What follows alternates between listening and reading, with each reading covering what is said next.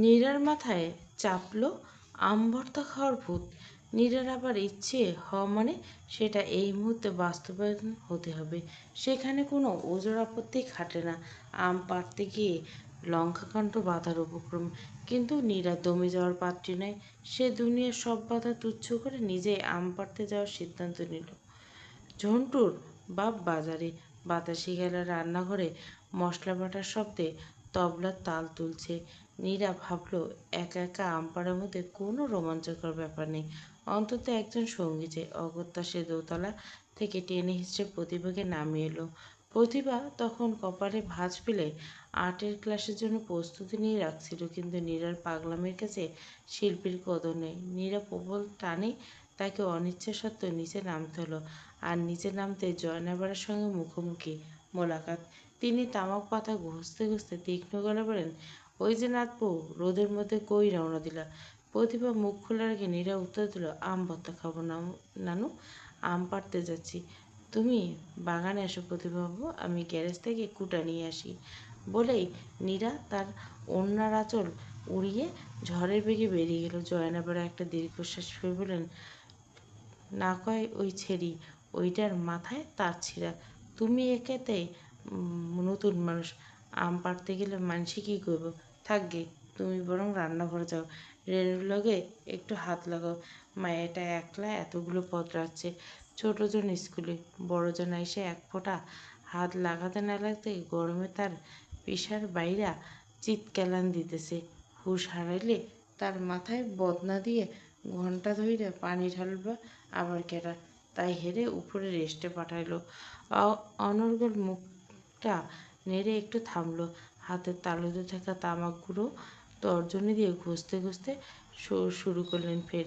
তারপর পুনরায় মুখ চালু করে বলেন, আমের সঙ্গে মতো খাড়ায় না থাইকা যাও দেখি চটপট হাতে কামগুলো শেষ করো। একটু বাসন আছে সেগুলো এর ঘষে মুছে আয়নার মতো ঝকঝকা করবা। তারপর আম দিয়ে ডালটা আজ তুমি রান্না। প্রতিভা ঈষৎ মাথা নুয়ে আলতো করে কানের দুলটা নাড়ল।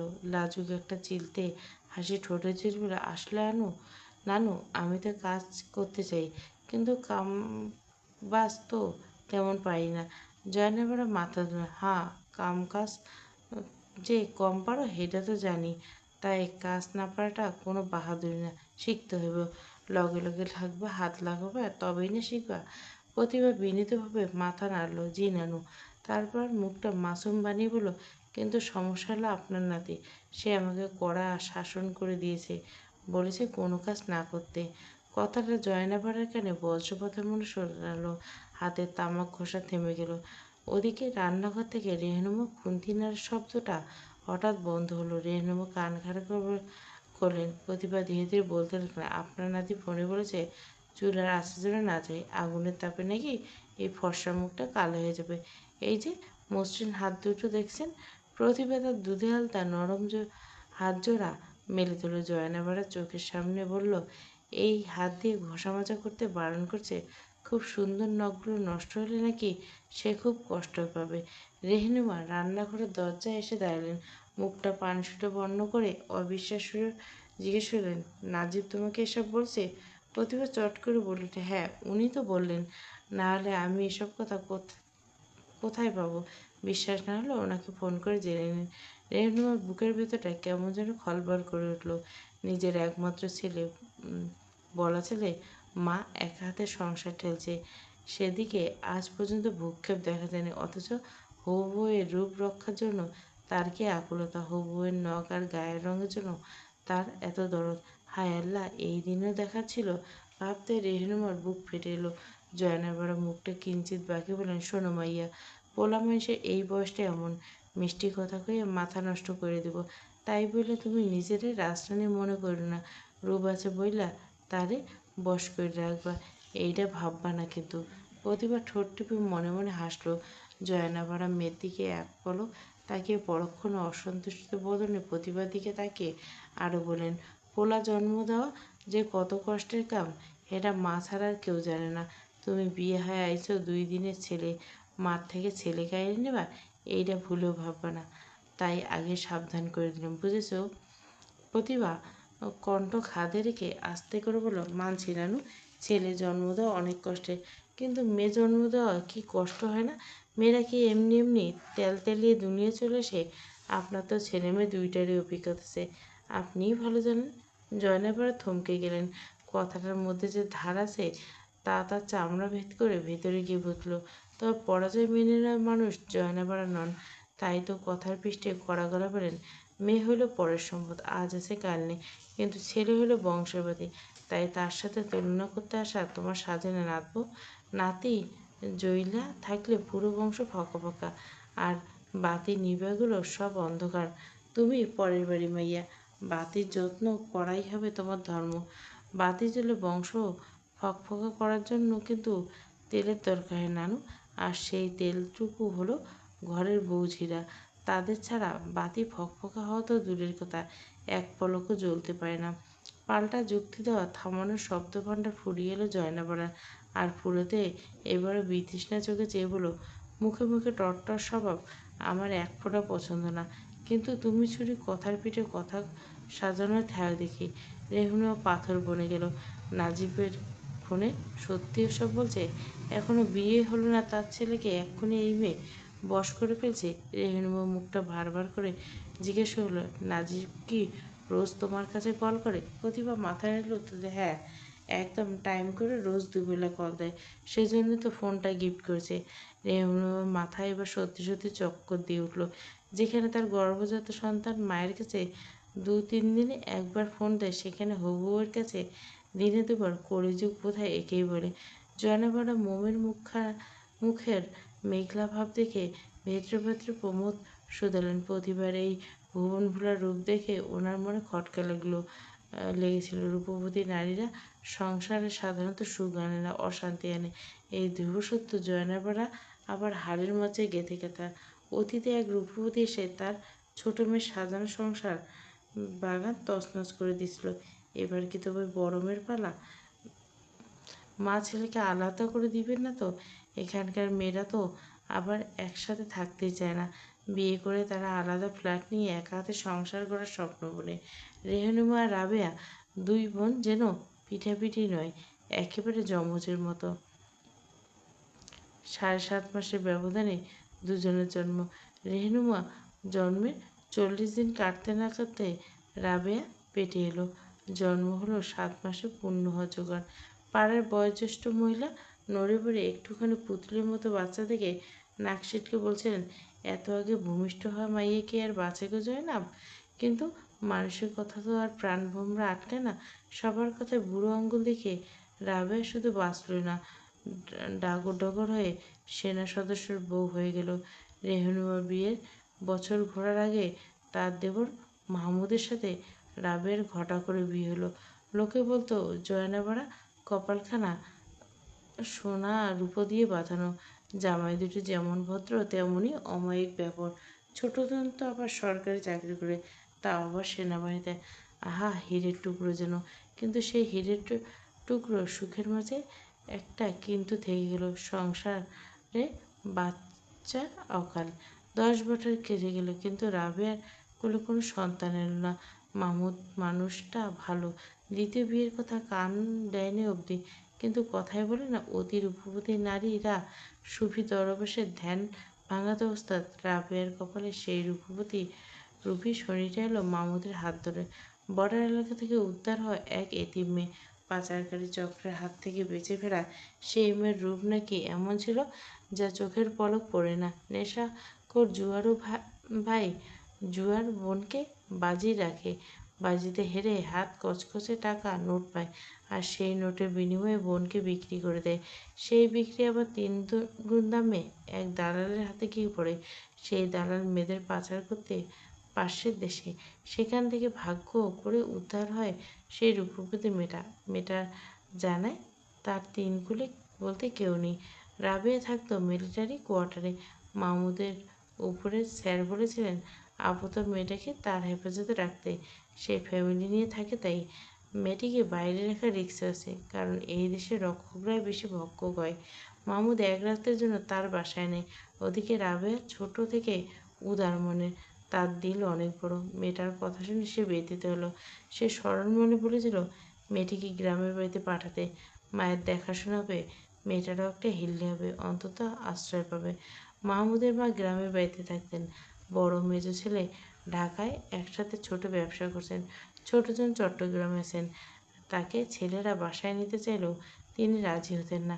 তার এক কথা, স্বামীর ভিটেমাটি ছেড়ে অন্য কোথাও গিয়ে একদণ্ড শান্তি পান না। এই ভিটেমাটিতে মরার স্বাদ তার। মাহমুদ মেয়েটাকে গ্রামে পাঠালো মায়ের সেবা করার জন্য, কিন্তু মানুষের মুখ বড় বিষাক্ত। গ্রামে উঠে গেল মাহমুদ নতুন বিয়ে করে বউ মায়ের কাছে রেখেছেন। বড় বউ নিয়ে বাসায় থাকে সে।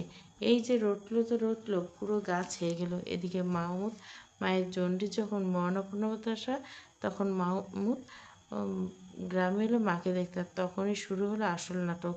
মাহমুদের মা ছেলের হাত ধরে বললেন, বাবরে, গায়ের মানুষের মুখ তো আর সেলাই করে দিতে পারে না, যুবতী মেয়ে, লোকে মন্দ কথা বলে। আমার তো দিন ফুরিয়েছে, এই মেয়েটার তো একটা গতি দরকার। তোদের তো 10 বছরের বংশের বাতি জ্বলল না।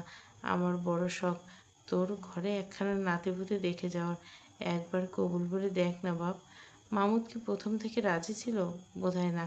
কিন্তু ওই রূপবতীর আকর্ষণ আর বাবা হওয়ার সুপ্ত কামনা, এই দুইয়ের মিশ্রণ বড় মারাত্মক।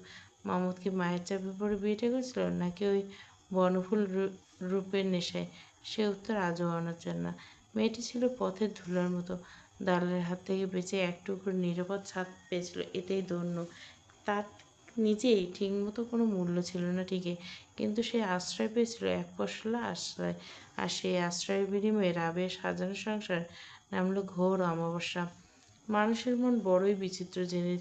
মাহমুদ রাবেয়াকে ছাড়েনি না তো করেছে উপেক্ষা, কিন্তু সেই বিয়ের পর থেকে মাহমুদ আগে রাবেয়াকে হারিয়ে ফেলে। অবশ্য সেই হারিয়ে ফেলার দুনিয়ায় কারো কিছু যায় আসে না। বরং বছর ধরে ঘুরতে না করতে মাহমুদ বাবা হওয়ার অমৃত স্বাদ পেল। ঘর আলো করে এলো কন্যা সন্তান প্রভা। মাহমুদের মা দিব্যি সুস্থ হয়ে উঠলেন। আসলে তিনি যে খুব একটা অসুস্থ ছিলেন তাও না। যতটুকু মরণাপন্ন দশা, তার 3 গুণ ছিল অভিনয়। নাতনির মুখ দেখে তিনি যেন নতুন যৌবন ফিরে পেলেন। প্রভা আর তার মাকে নিয়ে তিনি পড়ে রইলেন গ্রামে। মাহমুদ ছুটিতে আসেন, আর রাবেয়া ততদিনে একটা অনাথ স্কুলের মাস্টার নিয়ে শহরে তার ভাসুরদের সঙ্গে থাকেন। বিপত্তি ঘটলে যখন প্রভার বয়স 2, মাহমুদকে তখন পাঠানো হলো কঙ্গো মিশনে। তখনকার দিনে তো আর এখনকার মতো হ্যালো কেমন আছো যুগ ছিল না। যোগাযোগের একমাত্র ভরসা ছিল চিঠি, নয়তো ল্যান্ডফোনের খটখটানি। মিশনে যাওয়ার পর মামুদের কাছে খবর পাওয়া গেল মা মারা গেছেন। মা হারানোর শোক কাটিয়ে উঠতে না উঠতে দ্বিতীয় বজ্রপাত ঘটল। খবর এলো প্রভার মা, সেই অপরূপ সুন্দরী মেয়েটা, নিজের 2 বছরের কোলের বাচ্চাটাকে ফেলে পাশের গ্রামে কার সাথে যেন নিরুদ্দেশ হয়েছে। এই খবর বাতাসে এর আগে ছোটে। গ্রামের চায়ের দোকান শুকিয়ে শহরের আত্মীয়স্বজন ড্রয়িং রুমে সবখানে রচরো আলোচনা শুরু হলো। মানুষের সভা হলো অন্যের দুঃখে আনন্দ খুঁজে পাওয়া। চারদিকে সবাই ছিছি করতে লাগলো। একদল বিজ্ঞের মতো মাথা নেড়ে বলতে শুরু করলো, আরে ভাই, আর্মি, পুলিশ, বিডিআরদের বউদের এই একরোগ। স্বামী থাকে বর্ডারে কিংবা বিদেশে, আর বউরা এদিকে পরকীয়ায় ঘাস কাটে। বর তো আর 12 মাসের কাছে থাকে না, মন কি এর মানে? কেউ কেউ তো আবার একটু বেশি সম্বোধনা দেখে বললেন, মেয়েটা ছিল হুড়পড়ির মতো, অত সুন্দরী মন থাকে চঞ্চল। কেউ একটু মিষ্টি কথা বলে ভুলিয়ে নিয়ে পাকার পর হয়েছে। এবার এরা নতুন কি? জয়নামারা কিছু বল থ মেরে থেকে মুখ খুলেন, চিপিয়ে চিপিয়ে বললেন, শোনো মাইয়া, 10 কথার এক কথা কই, একাই সব খাবে এমন চিন্তা ভাবনা যদি মনে থাকে, তবে সেইটা আজ ছাইড়ে ফেলো। বিয়ের পর স্বামী, শ্বশুর শাশুড়ি, ননদ সবাইরে নিয়ে বড়দের মান্য করে চলতে হয়, তবেই না সংসারী হওয়া যায়। তো দেখবা, তাহলে সুখে থাকবা। একটু দম নিয়ে গলায় পুরনো খোপের তিতা স্বাদ মিশিয়ে ফের বলল, এককালে এক পোড়ামুখ খেয়েছিল আমার ছোট্ট মাইয়াটার সাজানো সংসার তছনছ করে। সে কি লঙ্কাকাণ্ড! মায়েটার কপাল থেকে সুখ যে ওই ডাইনি এক ঝটকায় কেড়ে নিল। এখন যদি আমার মাইয়াকে সংসারে এক ফোঁটা কোনো বিষের আলামত দেখে, আমি কিন্তু সাইডে কথা কমু না। কথাটা মনে থেকে যেন, বুঝলা?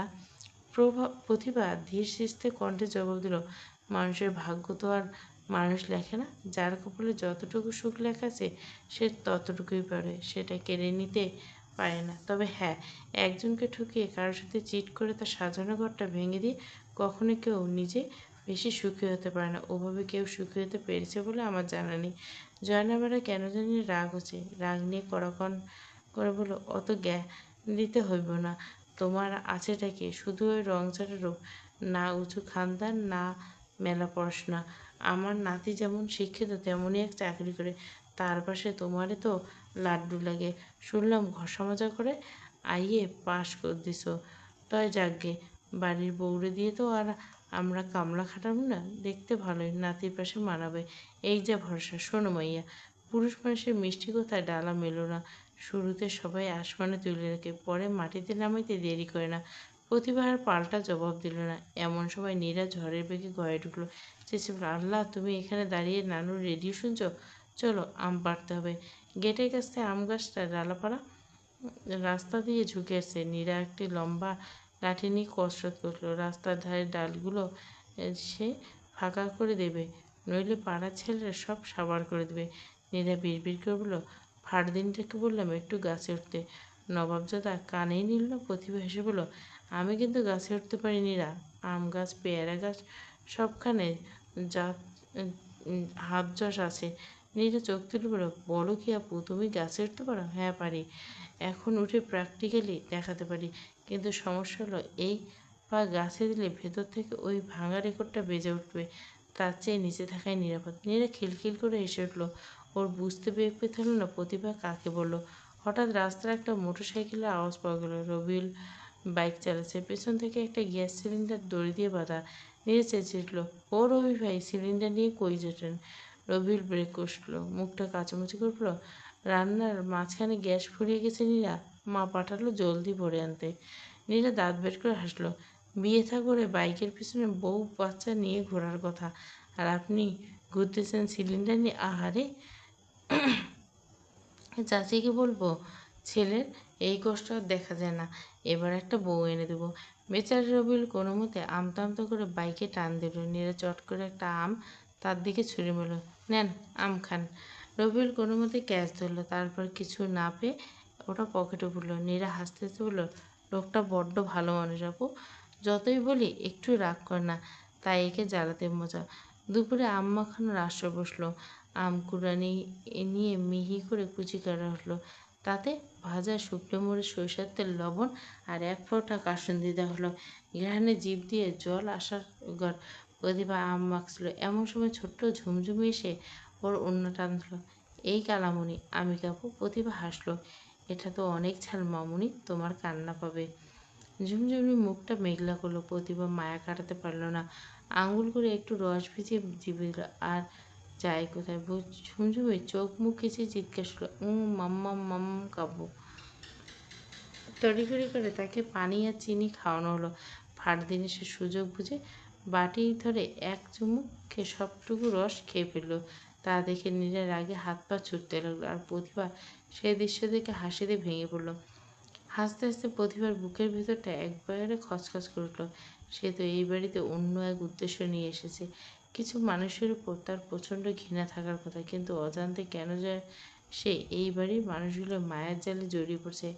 মায়া বড় অদ্ভুত এক অসুখ, যা একবার ধরলে সহজে সরে না। সে কি পারবে এই মায়ার দেওয়াল ভেঙে অপ্রকাশিত সত্য উন্মোচন করে নিজের লক্ষ্যে অটল থাকতে? কাজী নজরুল ইসলাম এভিনিউ রোডে একটা ছোটোখাটো জটলা পেকেছে। জটলার কেন্দ্র একজন তাগড়া যুবক আর একজন ট্রাফিক পুলিশ। যুবকটি ভুল রাস্তায় বাইক ঢুকেছে, অর্থাৎ রং সাইডে, তার উপর মাথায় হেলমেটে। এদিকে কাকতালীয় ফারদিনকে দেখে এগিয়ে আসতে থাকে প্রতিভা। রোদে ফারদিনের মেজাজ আগের থেকে তিরিক্ষে ছিল। পুলিশের সামনে সে একটু বেশি তরপিয়ে ফেলেছে। পুলিশ সার্জেন্ট দাঁত কিরমির করে বলল, আইন সবার জন্য সমান, এখন বাইক নিয়ে থানায় চলুন। বড় স্যার আপনাকে বুঝাইয়া রং সাইডে কারে কয়। ফারদিন বিপদে পড়ে শেষ অস্ত্র ছাড়লো, গলা খাঁকিয়ে তুলে, শোনো ভাই, আমার ভাই কিন্তু মেজর, এই যে তার নাম্বার, একটু কথা বলেন। আসলে ফারদিন মনে মনে কাঁপছিল, নাজিব এসব জানতে পারলে মেজরের স্টাইলে তার পিঠের চামড়া তুলবে। সে কেবল মোবাইলে হাতে কল দেওয়ার অভিনয় করল। পুলিশ সার্জেন্ট আরও চটে গেলেন, মেজর হয়েছে তো কী হয়েছে, আইনের ঊর্ধ্বে কেউ না, ডাকেন আপনার ভাইরে। প্রতিভা এগিয়ে আসতে ফারদিন তাকে দেখে চমকালো, অপ্রস্তুত হলো। আপনি? প্রতিভা হেসে উত্তর দিল, আমি আর্ট স্কুল ফিরছিলাম, দূর থেকে তোমাকে লক্ষ্য করতে এগিয়ে আসলাম। আসতে গিয়ে সবটা কানে আসলো। ফারদিন লজ্জায় মাথা নিচু করে ফেলল। প্রতিভা ফারদিনের পাশ কাটিয়ে সে অন্য পাশে দাঁড়িয়ে থাকা আরেকজন কনস্টেবলের দিকে এগিয়ে গেলেন।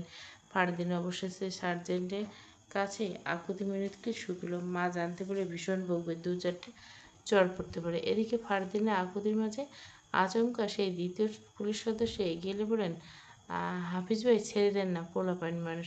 প্রথমজন ছাড়তে রাজি হচ্ছিলেন না, তবে দ্বিতীয়জনের বলা কথা অকথা ছাড়লেন। এদিকে ফারদিন তো আকাশ থেকে পড়লো। এ তো দেখি চিচিংফাক মন্ত্রের মতো কাজ হলো। বাইকের কাছে এগিয়ে এসে ফারদিন কপাল ভাঁজ বলে প্রতিভা শুধল, আপু বুঝলাম না, আপনি ওই লোককে কি এমন বললেন যে লোকটা মোমের মতো গলে গেল আর সে এসে তদবির করলো? প্রতিভা রহস্যময় হাসিতে বলে, সিক্রেট। সিক্রেট মানে কি? আপনি অনেকে চেনেন? মেয়েদের কিছু নিজস্ব টেকনিক থাকে ফারদিন ভাই। সিনেমায় দেখো না, নায়ক লিপ চাইলে কেউ থামে না, অথচ নায়িকার চোখের পলকে ফেলে তাকাতে পারে। মানে আগ মারতে বড় বড় ট্রাক থেমে যায়। আমি ওই টেকনিকটা একটু ব্যবহার করলাম আর কি। ফারদিনের মুখ হা হয়ে গেল। সে অবিশ্বাস্য দৃষ্টিতে প্রতিভার দিকে তাকিয়ে থেকে রইল। সত্যি কি তাই? প্রতিভা হেসে বলল, বাড়িতে যাবে তো? তোমাকে হেল্প করে ঘুষ হিসেবে লিভ পেতে পারি? ফারদিন মাথা ঝাঁকে বলে, শিওর। প্রতিভা বাইকে বসে। এমন সময় একটা ছেঁড়া জামা পরা বাচ্চা এসে হাত বাঁধল। প্রতিভা মায়াভরা চোখে তাকালো। হাত ব্যাগ খুলে 50 টাকার একটা নোট বের করে দিল। আর তখনই ঘটল বিপত্তি। ব্যাগ থেকে টাকা বের করার সময় একটা কাঠ পিছনের ফুটপাতে পড়ে গেল। ফারদিন খেয়াল করতে বলল, আপু আপনার ব্যাগ থেকে পড়লো, বলে সে তোলার জন্য ঝুঁকে উঠল। এদিকে প্রতিভা খেয়াল করতে তার ফর্সা মুখটা ফ্যাকাশে হয়ে গেল। বলে উঠল আনমনে, ও শিট শিট। ফারদিন যখন উবু হয়ে কাঠটা তুলতে যাবে ঠিক তখনই প্রতিভা কাজটা করলো অতি চমৎকার এবং নিখুঁত ভঙ্গিতে। তার হ্যান্ডব্যাগ হাত ফসকে নিচে পড়ে গেল। পড়লো তো পড়লো, একেবারে ব্যাটে বলে হাওয়ার মতো করে কাঠটা উপর গিয়ে আছড়ে পড়ল। ফারদিন উবু হয়ে অবস্থায় ঘাড় বাঁকিয়ে বিস্ময় নিয়ে তাকালো। প্রতিভা খুব স্বাভাবিক ভঙ্গিতে কপালে আঙ্গুল ঘষতে ঘষতে এক চিলতে আসলো, বলল, এ হে, ব্যাগটা পড়ে গেল হাত থেকে। বারবার জিনিস পড়া মানে কি জানো ফারদিন? এর মানে হলো ঘরে কুটুম আসা। এই ছোট ভাই, আজ কি বাড়িতে কোনো কুটুম টুটুম আসার কথা হয়েছে? ফারদিন মাথা নাড়ল, কই জানি না তো। প্রতিভা ততক্ষণে ঝটপটে ব্যাগটা তুলে নিতে থেকে ব্যাগ তোলার ফাঁকে হাতের তালুর আড়ালে মুঠো পাকিয়ে কাঠটা এমনভাবে লুকিয়ে ফেলে যেন জাদুঘর পিসি সরকার স্টেজে কবিতার গায়েব হয়ে গেল। প্রতিভা হেসে বলল, আমিও না আস্ত একটা গাধি, তোমাকে না জিজ্ঞাসা করা হয়নি। আমার তো একসঙ্গে আসি, তুমি যেখানে আমিও সেখানে, তুমি যা জানো আমিও তাই জানি, ঠিক না? প্রতিভা এক অদ্ভুত প্রতিভা, খুব সহজে মানুষের মন ডাইভার্ট করে দিতে পারে। কারটা কিসে ছিল ফারদিন হয়তো খেয়াল করেনি, আর যতটুকু করছিল প্রতিভা চটচলতি কথায় সেসব মাথা থেকে কর্পূরের মতো উড়ে গেছে। ফারদিন সোজা হয়ে বসে একটু হাসলো। প্রতিভা আবার বাইকে না উঠে আকাশের দিকে তাকে দীর্ঘশ্বাস ফেলে বলল, ভীষণ গরম পড়ছে না ফারদিন ভাই? প্রশ্নাত্মক কণ্ঠে বললে ফারদিনের উত্তরের অপেক্ষা সে করলো না। ঘাড়ে এদিক ওদিক ঘুরিয়ে চট করে বলে উঠলো, 1 মিনিট, ঠান্ডা কিছু আনি। বলেই দ্রুত পায়ে প্রতিভা ফুটপাতের দিকে গিয়ে মুহূর্তের মধ্যে দুটো কোকাকোলার ক্যান নিয়ে ফেলল। একটা ফারদিনের দিকে বাড়ি বলে, নাও, খেয়ে মাথাটা কুলকুল করো। আর শোনো, ওই ছোট্ট ফ্রি উপদেশ দেয়, স্থান, পাত্র আর কাল বুঝে মেজাজ দেখাতে হয়। দেওয়ালে, শপিং মলে, বিভিন্ন জায়গায় দেখা দেখবে লিখতে থাকে, রেগে গেলেন তো হেরে গেলেন। কথাটা কিন্তু ধ্রুব সত্য, রাগ পুষতে নেই, ওটা কন্ট্রোল রাখা মানুষের বড় গুণ, বুঝলে কিছু? ফারদিন ক্যানটা খুলতে খুলতে একটু লজ্জিত মুখল। আস আসলে তেরা ছিলাম তো, তার উপর পুলিশ বেটা এমনভাবে কথা শুরু করলো, মেজাজটা বিগড়ে গেল। একটু রং বলেই ফেলেছিলাম আর কি। প্রতিভা হাসলো, আচ্ছা ঠিক আছে, ও নিয়ে আর মন খারাপ করো না। বাড়িতে গিয়ে এসব বলে তোমাকে গালি খাওয়ার কোনো ইচ্ছে আমার নেই। অযথা টেনশন নিও না। এবার খুশি তো? ফারদিনের বুকের উপর থেকে যেন একটা পাথর নেমে গেল। প্রতিভাবাবু বাড়িতে গিয়ে নালিশ করলে অবধারিত বড় ভাইয়ের বকুনি আর মায়ের তর্জন গর্জন কপালে জুটত। মা হয়তো রেগেমেগে বাইকের তেল খরচ ফাতেয়া বন্ধের ফাতেও জারি করত। ফারদিনের মুখে একটা অকৃত্রিম হাসি ফুটল। প্রতিভা ক্যানটা নিজের মুখে ছোঁয়ানোর আগে ফারদিনের ক্যানের সঙ্গে টুং করে একটা আলতো ছোঁয়া লাগলো। ফাজলাম সে বলল, চিয়ার্স। ফারদিন এক ঢোক গিলে তৃপ্তির হাসি আসলো বলল, আপু আপনি কি সত্যি সত্যি ম্যাজিশিয়ান? ওই খচ্চর পুলিশের মন গলানো, আবার আমার ওই বিগড়ে যাওয়া মেজাজ ঠিক করে দেওয়া, সবই তো জাদুর মতো হচ্ছে। প্রতিভা কথা বলল না, শুধু একটা হাসি দিয়ে বাইকের পেছনে বসলো। ফারদিন ঘাড় ঘুরিয়ে সাবধান করলো, বোরখা ভালো করে গুছিয়ে বসে না শিওর। এক হাতে কোকেন কেন অন্য হাতে বোরখা গোছাতে শুরু করলো প্রতিভা। ঠিক তখনই বোরখার নিচের দিকটা একটু উঠে এলো। ফারদিনের চোখ খুলে একজোড়া ধবধবে সাদা স্নিকার্স, আর তার উপর ইঞ্চিখানেক ফর্সা চামড়া দেখা যাচ্ছে। ওই ফর্সা ত্বকের উপর চেপে বসেছে কালো রঙের জিন্স প্যান্ট। ফারদিন মনে মনে একটু ধাক্কা খেলো।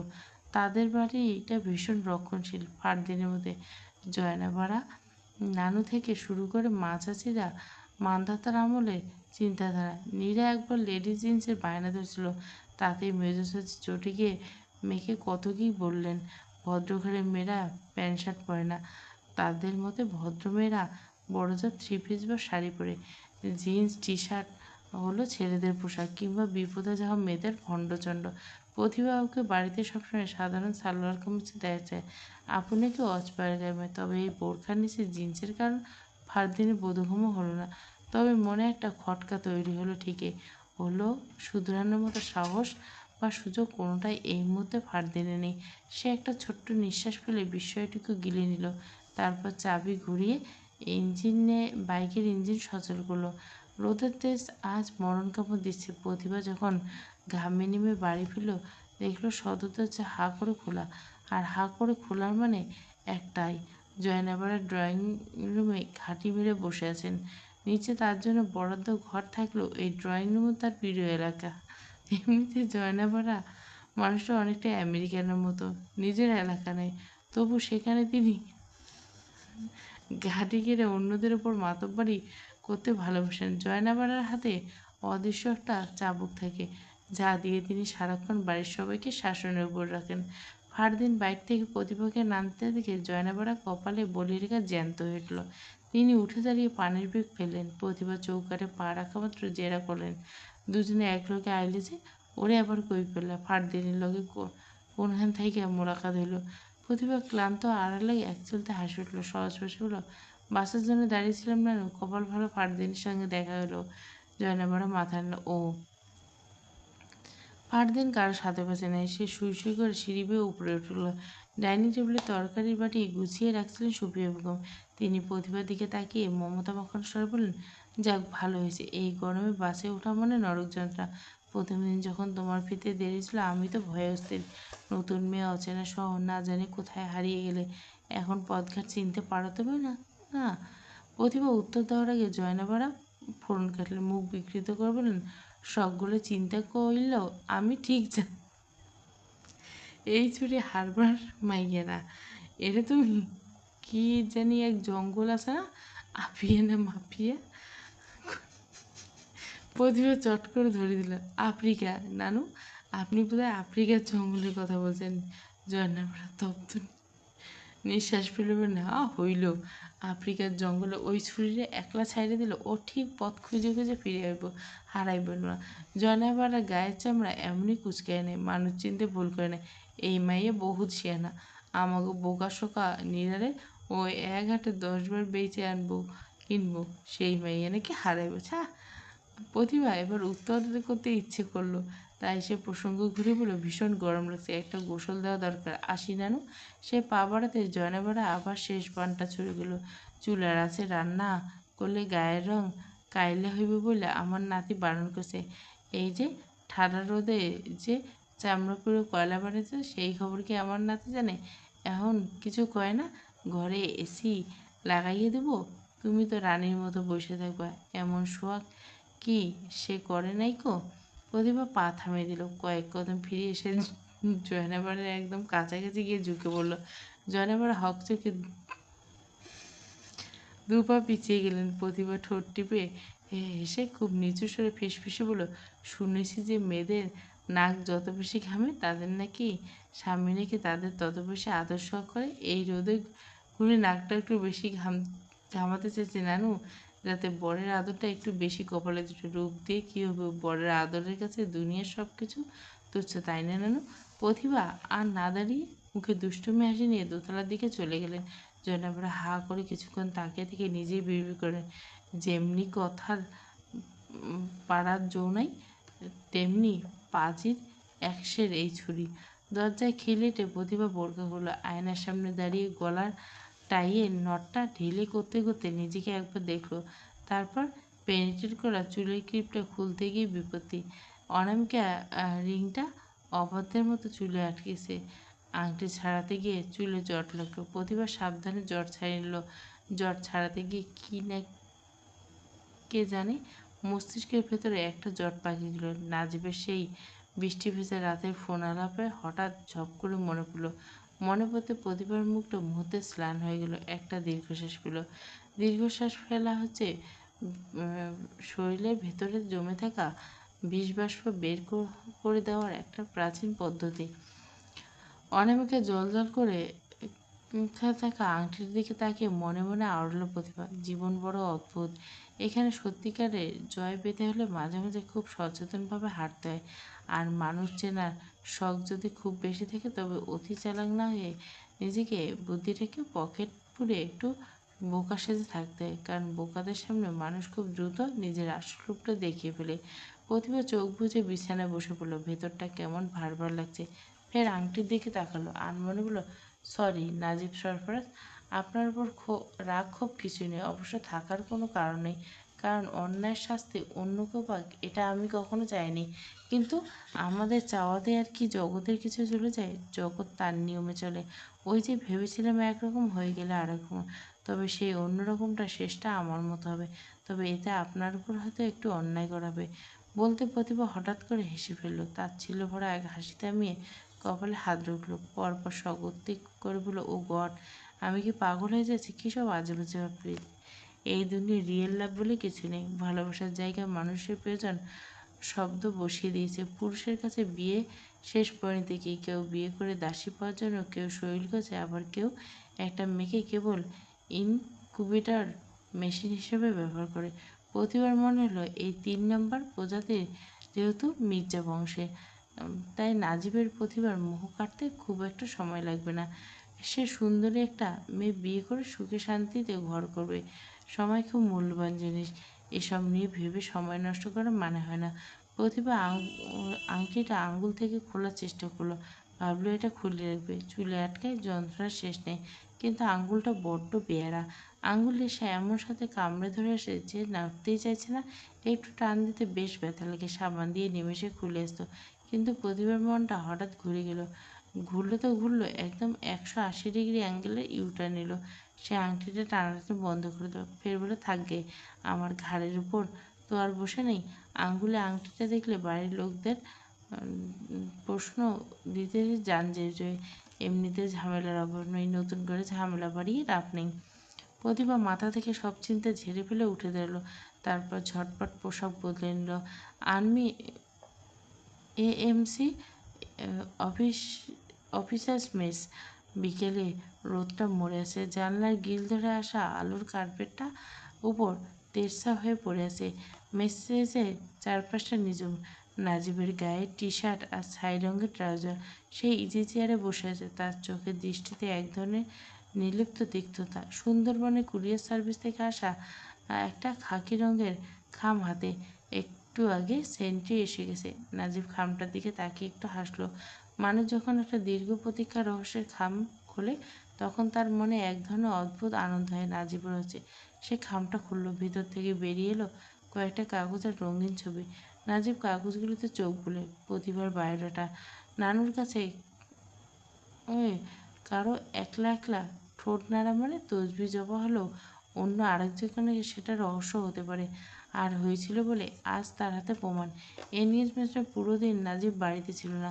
মনির কাছ থেকে কৌশলে তার সইয়ের গ্রামের ঠিকানা জোগাড় করে উধাও হয়ে গেছিল। ফিরল রাত 8টার পর। কাজ ছিল বলে সবার প্রশ্ন সেদিন এড়িয়ে যায় নাজিব। কেঁচো খুঁড়তে গিয়ে ঠিকই কেউটের আলামত পায়। নাজিবের থুতনি আঙ্গুলে ঠেকলো, দেখল নথিপত্র বলছে টেনে টুনে ইন্টার পাস করা গ্রামের শান্তশিষ্ট সহজ সরল মেয়েটা। আসলে দেশের এক স্বনামধন্য পাবলিক বিশ্ববিদ্যালয় থেকে ক্রিমিনোলজিতে স্নাতক, শুধু পাশ নয়, ফার্স্ট ক্লাস থার্ড। নাজিবের দৃষ্টি আটকে গেল প্রতিবার বাবা মায়ের নামের উপরের দাঁতের দিয়ে নিচের অধর খামড়ে দিল। কিছু একটা ভাবলো। এখানকার আসল রহস্য এখনও তার অজানা, তবে জানতে হবে খুব শীঘ্রই।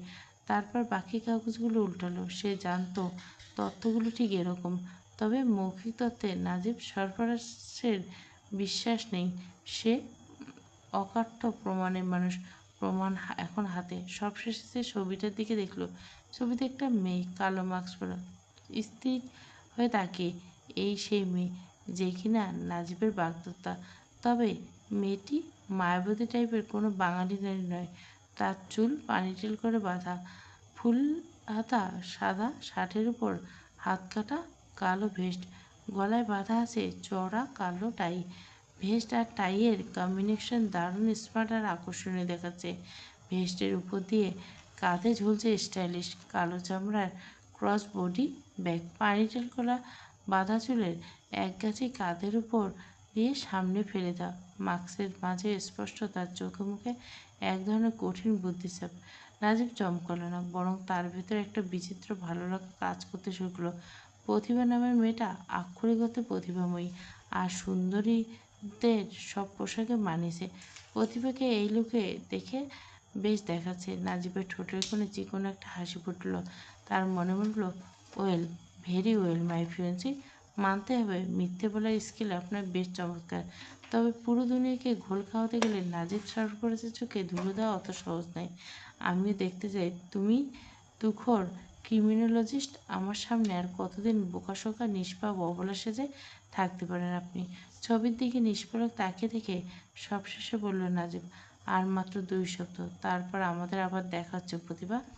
এর মধ্যে হঠাৎ ইন্টারকম বেজে উঠল। এই নিঝুম বিকেলে কর্কশ শব্দটা কানে পড়ল। নাজিব রিসিভারটা তুলল। ওপাশ থেকে ডিউটি রুমের অপারেটর গলা পাওয়া গেল। সে সালাম দিয়ে বিনীতভাবে বলল, স্যার, একজন ইয়ং লেডি ভিজিটার আপনার সাথে দেখা করতে এসেছেন। উনি আপনার রুম পর্যন্ত আসতে চাইছেন। নাজিব কিছুটা চুপ করে এলেন। তার বুঝতে দেরি হলো না যে মেয়েটি কে হতে পারে। তবে রুম পর্যন্ত তাকে অ্যালাউ করলেন না নাজিব। ও বলল, না, ওনাকে রুমে আসতে হবে না, ওয়েটিং রুমে বসতে বলেন, আমি আসছি। রিসিভার নামিয়ে হাতের খামটা ড্রয়ারে রাখলো। তারপর ড্রয়ারটা তালা বন্ধ করলো। টেবিলের উপর থেকে আকাশি রঙের মাস্কটা মুখে পরে নিল নাজিব। মুখ ঢাকা হলেও চোখ মুখ উপচে পড়ছিল বিরক্তির ভাবটা। বিকেলে মরা রোদ অফিসার্স মেসের বাগানটা একদম নিঝুম করে দিচ্ছে। ঝাউ গাছগুলো ছায়া দীর্ঘ হতে হতে ঘাসের বুক ছেড়ে ড্রাইভওয়েতে গিয়ে আসছে পড়ছে। চারদিকে থমথমে একটা শান্ত। নাজিব করিডর পেরিয়ে গেটের দিকে আসতে দেখলো একটা মেয়ে চাতক পাখি তৃষ্ণার্ত চোখে চেয়ে আছে। মেয়েটির নাম রোজা। পরনে তার সবুজ রঙের সালোয়ার কামিজ, অন্যায় অবহেলার সাথে ডান কাঁধে ফেলে রাখা মাঝপিঠ পর্যন্ত লম্বা একঢাল রেশমি চুল বাতাসে হালকা উঠছে। নাজিবকে দেখা মাত্র রোজার চোখে মুখে বসন্তের বাতাসের মতো একটা চনমনে ভাব খেলে গেল। রোজা মেয়েটা সুন্দরী, দামি পারফিউম, হালকা একটা সুবাস তার গা থেকে ভেসে আসছে। রোজার থেকে কহাত দূরে কর্নেল সাহেব, 8-9 বছরের ছেলে আরাব। আরাব একটা ভিডিও গেম নিয়ে মহাব্যস্ত। নাজিবের কাছে আসতে রোজা এমনভাবে আসলো যেন দীর্ঘ খরা শেষে সে মাত্র বৃষ্টির দেখা পেয়েছে। নাজিবের কপালে অবশ্য বিরক্তির 3টি সূক্ষ্ম রেখা ফুটে উঠল। সে হাতের ঘড়ির দিকে তাকলো। তারপর খুব মেপে বলল, আপনি এখানে কোনো দরকার ছিল? রোজা একটু স্নান হাসলো, তবে দমে গেল না। সে ওড়নাটা ঠিক করতে করলো, দরকার থাকলে কি আসতে হয় মিস্টার নাজিব? এমনিতে আসা হয়। আরাব বায়না করলো ঘুরতে বেরোবে, তাই নিয়ে এলাম। এদিকে আসলাম, ভাবলাম আপনার সাথে একবার দেখা করে যাই। আরাব গেম থেকে চোখ না চেঁচিয়ে বলল, মিথ্যে কথা, খালাম্মা আমাকে আইসক্রিমের লোভ দেখে এখানে নিয়ে এসছে। আমি তো বাসাতেই ছিলাম আঙ্কেল। রোজার ফর্সা মুখটা লজ্জায় অস্বস্তিতে টকটক হয়ে এলো। সে শ্বাস নিচ্ছিল। আরাব, বড়দের কথায় ছোটরা কথা বলে না, তুমি গেম খেলো। নাজিব দীর্ঘশ্বাস ফেলল। পৃথিবীতে কিছু মানুষ আছে যারা অন্যের বিরক্তিতে এক ধরনের প্রশ্রয় ভেবে ভুল করে। রোজা সম্ভবত সেই দলের। রোজা মুগ্ধ চোখে নাজিবকে দেখছে। রোজার বুকের ভিতর এক জায়গায় রঙিন প্রজাপতি পাখা ঝাপটাতে শুরু করছে। আবছা সাদা টি শার্টে এই মানুষটিকে মার্বেল পাথরে খোদাই করে কোনো গ্রিক মূর্তির মধ্যে রাখছে। রোজা মনে মনে ভাবল, পুরুষ মানুষ এত সুন্দর হয়, কি আশ্চর্য! নাজিব দাঁড়িয়েছে ঠিকই, কিন্তু তার শরীরের ভাষা বলছে সেখানে থাকতে চাইছে না। তার বিরক্তির চোখে মুখে ফুটে উঠলেও বাতাসের গুমরটা সেটা স্পষ্ট। রোজা দীর্ঘশ্বাস ফেলে একপাশে পাকা করে বানানো বসার স্থানটি দেখিয়ে দিল। অনেকটা হেঁটে এসেছে তো, পা দুটো বড্ড লেগেছে। আপনি কিছু মনে না করলে ওখানে একটু বসতাম, একটু জিরিয়ে নিতাম আর কি। নাজিব সম্মতির অপেক্ষা না করে সে ধপ করে বসে পড়ল। নাজিব সৌজন্যের খাতিরে একটু দূরে দাঁড়ালো। এক হাতে চুল ব্যাগ ব্যাশ করে ট্রাউজার পকেটে হাত দুটো গুজলো নাজিব। রোজা নিচু গলা জিজ্ঞাসা করলো, শুনলাম আপনার নাকি ট্রান্সফার হয়ে গেছে, খুব জলদি চলে যাবেন? হ্যাঁ। আর একটা কথা শুনলাম শীঘ্রই বিয়ে করছেন? হ্যাঁ, ঠিকই শুনছেন। কথাটা রোজার কানে তীরের মতো বিঁধল। বুকটা খাগা করছে। ভেতরে ভেতর বলল, নিষ্ঠুর নিষ্ঠুর পুরুষ একটা। এভাবে কথায় রক্তাক্ত না করলেও পারত। মানুষ কি পাথর? এতটুকু মায়া কি তার নেই? রোজার মুখের উচ্ছলতা যেটুকু ছিল সেটুকু দপ করে নিভে গেল। নিঃশ্বাস ভারী উঠল। রোজা নিমেষে সামনে নিল, চিবুক নামিয়ে মাটির দিকে তাকিয়ে ভাঙা গলা বলল, পারিবারিকভাবে নাকি পছন্দ? ইয়ে মানে বলতে চাইছি কি রিলে? কথাগুলো রোজার জিভে আটকে গেল। এই যে নিজেকে তিলে তিলে ভেঙে গুড়িয়ে কথাগুলো বলছে, সামনে নিষ্ঠুর হৃদয়ের পুরুষটি কি তা বিন্দুমাত্র বুঝতে? নাজিবের চোখে দয়ার কোনো চিহ্ন নেই। তাই দেখে রোজার বুক ভাঙা কান্না আসছে। নাজিব অতি অতি বলল, হ্যাঁ, পছন্দ করি।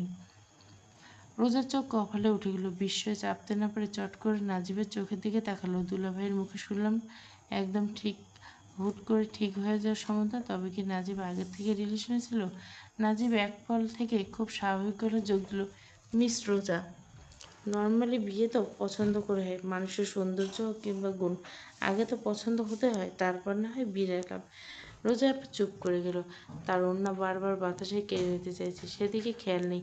সে অনেক কষ্টে মুখের কোণে একটা মেখে হেসে ফুটিয়ে তোলার চেষ্টা করলো, আমি আসলে অন্য কিছু ভেবেছিলাম। যাই হোক, আপনার হবু স্ত্রী খুব ভাগ্যবতী।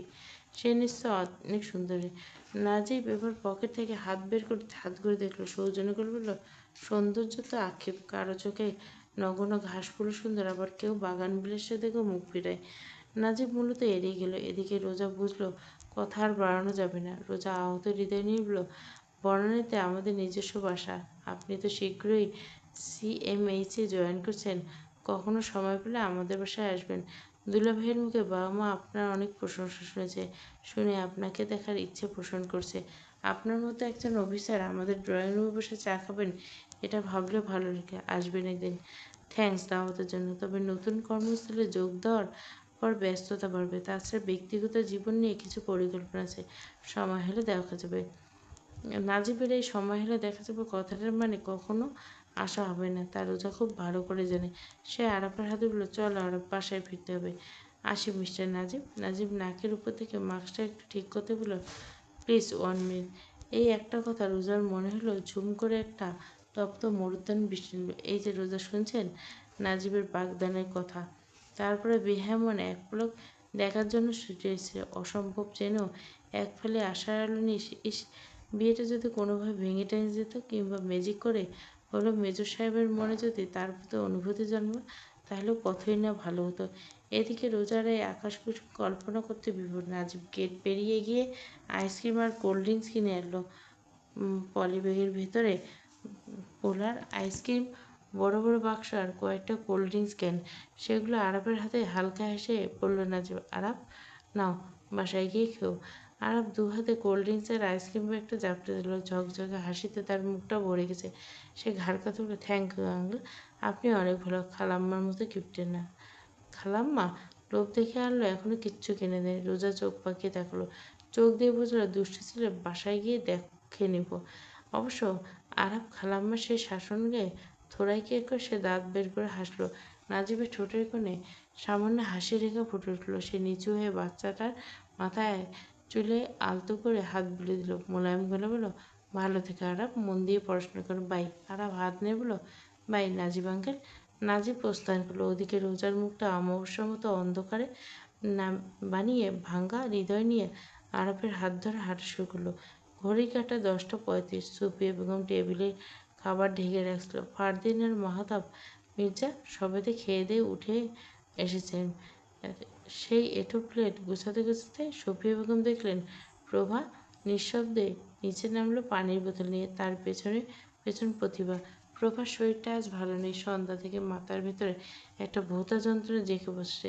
সে রান্নাঘরের দিকে পা বাড়াতে সুবীর বেগম বলল, প্রভা ঝুমঝুম ঘুমুচ্ছে? হ্যাঁ। আয় তবে খেয়ে যা। মাহিন কখন ফিরবে তার ঠিক নেই। তুই খেয়ে শুয়ে পড়, মাথা ব্যথা কমবে। আগের চেয়ে একটু কম।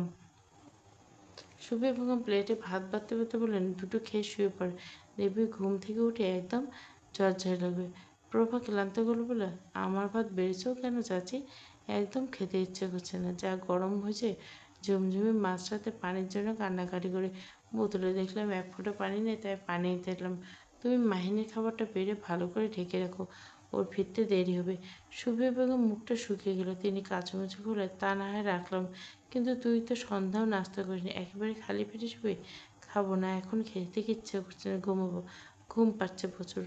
বলতে বলতে রান্নাঘরে ঢুকে ফিল্টার থেকে পানির বোতল ভরতে শুরু করলো প্রভা। প্রতিবার সিঙ্কে হাত ধুচ্ছে। এই পরিবারের সবার সাথে বেশ ভাব হয়েছে, শুধু প্রভার সাথে দূরত্বটা যোজন যোজন। প্রভা চারদিকে যেন অদৃশ্য দেওয়াল। প্রতিভা মনে মনে দীর্ঘশ্বাস ফেলে। যার জন্য আসা তাকেই এখনো অবধি জেতা দূর থেকে যাওয়াই গেল না। রান্নাঘরে রেহনুমা ঢুকে এঁটো প্লেট হাতে একা একা বললেন, সেই বিকেলে ভাজি পোড়া একটু খেয়েছে, আস বলে কিনা পেট ভরে গেছে, কিচ্ছু খাবে না। মেয়েটা কি যে অলস, খাওয়ার বেলাতেও আলসেমি। এখন এক প্লেট ভাত কার পেটে গেল? আমার না, ওর ঠেসুটে খাইয়ে দিয়ে এলাম। ডাইনিং থেকে জয়নাবারে গড়াচড়ে বললেন, ভালো করছে রেনু, সৈয়দ তো আর যেন একখানা পাঠশালা, বিয়ের উপযুক্ত মাইয়া। গায়ে একটু গোছ না থাকলে লোকে কেউ বলবে বেশি করে মাইয়ের খাওয়াতে। প্রভা পানির বদলে চিপে আটকাতে আটকে মনে মনে একটা হাসলো। তবে সেই হাসিতে আনন্দ নেই, বিষাদ আছে। ছোটবেলা থেকে সে কত পেটে ক্ষুধা থাকলো না খেয়ে শুয়ে থাকতো, তাকে তো কেউ কোনোদিন জোর করে খাইয়ে দেয়নি। চাচিরা শুধু মুখে বলছে খেয়ে নাও, আদতে মা না থাকলে কেউ কি কি আর ভাতের লোকমা মুখে দিল। অথচ নীরা আর নাজিব ভাইদের বেলায় কি আদি খেতা। এই জন্য মায়ের কোনো তুলনা হয় না। তবে প্রভার মন বিষিয়ে উঠল, তার মা কেন এমন হলো? ছোট থেকে প্রভার মনে হয় আত্মীয় স্বজন তার প্রতি মায়া দেখানোর নাম করে আরও উপহাস করত।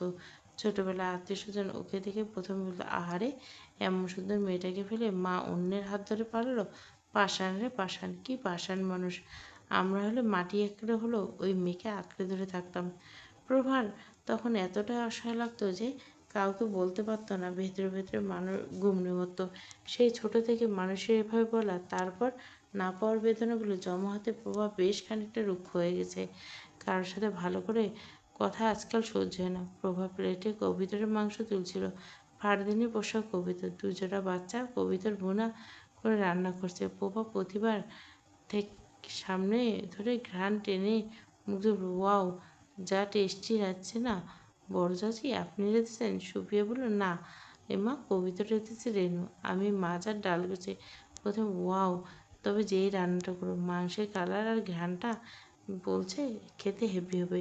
প্রতিভা প্লেটে দুটো রুটি নিল, তারপর ছিঁড়ে ঝোলে ডুবিয়ে প্রভার দিকে তাকালো।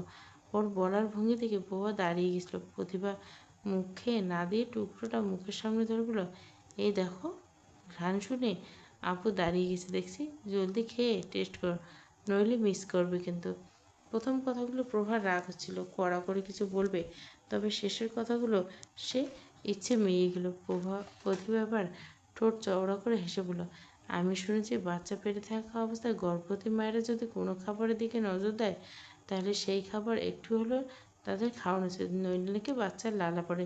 সুবিমা সাধলেন, ঠিকই তো, আমাদের আমলেও আমরাও এটা শুনতাম। কুসংস্কার কথাটা একজন সঙ্গী মিলবে সেটা প্রতিভার বোধহয় জানাই ছিল না। প্রতিভা এবার পরবর্তী দান ফেলার মতো বলল, ইস আপু, আমার তো ভাবতেই গা কেমন করছে। এমন যদি সত্যি তোমার বাচ্চা আর সাথে হয়, তাহলে বিশ্রী হবে। তুমি যে খুঁতখুঁতে, আর তোমার বাচ্চা যদি অনবরত লালা পড়ে, ভাবতে পারছো তুমি? প্রভা একটু কুঁচকে গেল। সে সূচিবায়ু ব্যস্ত মানুষ, লালা ঝাড়ার কথা শুনলে গা ঘিন ঘিন করে ওঠে। প্রতিভা এবার প্রভার সামনে গিয়ে দাঁড়ালো। প্রভার ঠোঁটের কাছে এক টুকরো রুটি ধরল, গলায় মায়ের বলল, একটু খাও না আপু, এই অ্যাটলিস্ট তোমার বেবির লালা যাতে না ঝরে এই জন্য। প্রভার কী হলো জানে না, পাথর ফুল ফোটানোর মতো অবিশ্বাস্য বিষয়টি ঘটল। প্রভা ঠোঁট ফাঁক করে মুখে নিল। প্রতিভা এক হাতে প্লেট সামলে অন্য হাতে প্রভার হাতে ধরে বলল, আমার মা বলে দাঁড়িয়ে খাবার খেতে হয় না, বসে খায়। আর তুমি নিশ্চয় জানো বসে খাওয়া সুন্নতি। প্রভার সামনে চেয়ার এগিয়ে দিল প্রতিভা। মাংস সত্যি সুস্বাদু হয়েছে। প্রভা চিবিয়ে চিবিয়ে খেলো। প্রতিভা আর এক টুকরো রুটি ছিঁড়ে তাতে মাংস টুকরো দিয়ে জড়িয়ে দিল। আমার মা আমাকে এভাবে বলতো, এক লোকমা নিতে নেই, নিতে গেলে দুই লোকমা নিতে হয়। এক লোকমা নিলে বিড়াল কামড়ায়, দুই লোক ইঁদুর কামড়ায়। অদ্ভুত লজিক শুনে প্রভা হেসে ফেলল। প্রতিভা মিষ্টি করে হেসে ফের বলল, আমি যখন খেতে চাইতাম না, আমার মা খাবারের লোকমা ভাগাভাগি করে নিত। তারপর বলতো, এই লোকমাটা আমার নামে, এই লোকমাটা প্রতিভার নিজের নামে, এই লোকমাটা ওই যে ওই কাকটার নামে। তোমার ক্ষেত্রে বলছি, এটা ঝুমঝুমি না। প্রভা কপালে ভাঁজ ফেলে হঠাৎ শুধরে বলল, তোমার মা নাকি বোবা, কথা বলতে পারে না?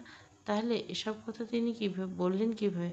প্রতিভা থতমত খেয়ে বলল, অবশ্য সেটা কাউকে ঘুণাক্ষরে টের পেতে না। পরক্ষণে নিজেকে সামলে নিয়ে হেসে বলে, ইশারায় মানুষের ভালোবাসা তার নীরব ভাষাও বোঝাতে হয়। আপু, যদি টান থাকে তবে শব্দ লাগে না। প্রভা ছোট খেলো, ও। প্রভা 3-4 বার নিয়ে তারপর গ্লাস টেনে পানি খেলো, অতঃপর বলল, আর নয়। প্রতিভা মুখে বিশ্বজয় এক চিলতে হাসি ফুটে উঠল। প্রভা এঁটো থালাটা নিয়ে রান্নাঘরে সিঙ্কে ঢুকলো।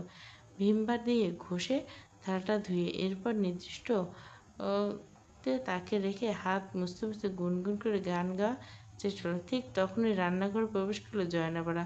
তার হাত দুটো পান বাতাসে পান ধুয়েছে সবেমাত্র। পান গালে দিলে বালু ক্যাচ ক্যাচ করছে। সে যা জয়নাপাড়ার একদম অপছন্দ। রাগে নিজেই ধুতে এসেছে। আর আসতে প্রতিভার মুখে হতে জয়নাপাড়া কপালে একটা ভাঁজ ফেলে উঠল। প্রতিভা উজ্জ্বল এক চিলতে হাসি দিয়ে বলল, ভীষণ ঘুম পাচ্ছে না, আসি, টাটা। জয়নাপাড়া গম্ভীর গলায় বললেন, খারাপ চুরি কথা আছে। প্রতিভা দাঁড়ালো। জয়নাপাড়া পানের বোঁটা ছিঁড়তে ছিঁড়তে বললেন, এই মাসে কারেন্ট বিল কত হয়েছে জানো? 4,000 টাকা পার হয়ে গেছে। রুমে রুমে এত ফ্যান চালালে বিল তো আসমান ছুঁইব। আমি ঠিক করছি বিল কামাইতে হবো। তুমি একা মানুষ, বিশাল ঘরে একা একা ফ্যান চালাও। তার চেয়ে নীরাও তো একা থাকে, ওর ঘরে গিয়ে থাকো, খরচ বাঁচলো। নিজের মাসের পর মাস এখানে পড়ে থেকে জামাইয়ের অন্ন ধ্বংস করছো, সেখানে সমস্যা নেই, অথচ একটা ফ্যানের বাতাসে ওনার বিলের চিন্তা। তবে মুখে এসব বলল না প্রতিভা। সে মুখে অন্তত বিনীত ভাব ফুটিয়ে ফিসফিসে বলল, নানু, একটা সমস্যা আছে। আপনার নাতি তো রাতে ফোন করে, আর ফোন করলে সহজে ছাড়ে না, একেবারে মাঝরাত বানিয়ে দেয়। এখন আমি যদি নীরার ঘরে থাকি তবে কি বিষয়টা ঠিক দেখাবে? জয়নাপাড়ার এবার চক্ষু চড়কায়, বিশ্বাস হতে চাইল না। আবার অবিশ্বাসে এত নেই, কারণ এই মেয়ে আগুন সুন্দরী মেয়ে, তার নাতির মাথা ঠিক নষ্ট করে ফেলছে। জয়নাপাড়া চোখ মুখ কুঁচকে বলল, ঠিক হইবে না কেন? সমস্যাটা আবার কি? কথা কও তো। কথা কইবা ফিসফিসে। তবে নিজের ঘরে শোয়ার কী অসুবিধা? প্রতিভাবার লাজুক ভঙ্গিতে দাঁত দিয়ে নখ কামড়ালো। এরপর মিটমিটি এসে বলল, আসল কথা কি জানো? আপনার নাতি ভিডিও কলে কথা বলে। আর ও মা, কী সব দুষ্টু দুষ্টু কথা বলে উনি। নীরা পাশে থাকলেও তিনি আর ফ্রিলি কথা বলতে পারবেন না, উল্টে ভীষণ রেগে যাবেন। আর আপনি তো আমাকে বলেছিলেন এই বাড়ির বাতিকে, মানে আপনার নাতিকে যেন আমি একটু তুষ্ট করেছিলি। জয়নাবেলা কানে হাত দিয়ে আটকে উঠলেন, গলার স্বর খালেন, আস্তাগফিরুল্লাহ আস্তাগফিরুল্লাহ, কী কলেজে গাইছে গেছে। প্রতিভা ঠোঁট টিপে হাসলো। জয়নাবেলা চোখ দিয়ে ওকে শাসন করার চেষ্টা করে বললেন, শোনো মাইয়া, বিয়ের পরে যেটা পুণ্য, বিয়ের আগে সেইটাও কিন্তু ঘোর পাপ, কথাটা বলে রাখলাম। তোমাদের বিয়ে দিলে এই কাম খালাস হইল, তারপর যা ইচ্ছে করো, যাকে মাথায় রাখবা, এখন বিয়ে হয়নি, পুরুষ মানুষ অমন কত কথা কবে। তবে তুমি মাইয়া মানুষ, একটু লজ্জা শরম রাখবা। আমার নাতি বলতে চাইলো তুমি ছুতো দিয়ে এড়াই যাবে, বুঝলা? প্রতিভা উপন্যাস মাথা নাড়ল, আচ্ছা নাড়ল, ঠিক আছে। প্রতিভা ঠোঁট টিপে এসে জয়নাবারও পাশ কেটে চলে গেলেন। জয়নাবার বিড়বিড় করে বলে, এই মোবাইল হচ্ছে সকল নষ্টের গোড়া, ঘোর করেছে। কিয়ামত আর বেশি দিন নেই। পরদিন বিকেলবেলা রোদের তেজ কমেছে মনে হয়, তপ্ত ভাবটা যায়নি। রমির চাচা বাগানে নিংড়ে দিচ্ছিল। প্রতিভা দুহাত জড়িয়ে দাঁড়িয়ে তার সাথে গল্প করছে। রমির চাচার মতো মানুষ গল্প করার সুযোগ পেলে হাতে চাঁদ পান। নিংড়ানো আগাছা সাফ করতে করতে তিনি অনর্গল কথা বলতেছেন, প্রতিভা মাঝে মাঝে তাল দিচ্ছেন। রমির চাচা একসময় দীর্ঘশ্বাস ফেলে বলেন, সাজিদ বাবা মানুষের মতো মানুষ গো মা, হের লইগা আজ আমার পোলাটা পড়াশোনা করছে, লগে অসুস্থ বউটা ওষুধ পাতেছে, হয় খরচাপাতি দেয়। দয়ায় খালি আমারই না, এর হাত অনেক লম্বা, অনেকে সাহায্য করে। বাইরে থেকে দেখলে মনে হয় মানুষটা বুঝি পাষাণ, একেবারে নারকেলের মতো। তাই আমি তারে চিনি, ভেতরটা ননি দিয়ে বানানো, দিলটা বড় নরম। আরও অনেক কথা হওয়ার কথা। কথা প্রসঙ্গে প্রতিভা একসময় জিজ্ঞেস করলো, আচ্ছা চাচা, আপনি তো দীর্ঘদিন ধরে এখানে আছেন, এই জায়গার নাম কলাবাগান কেন?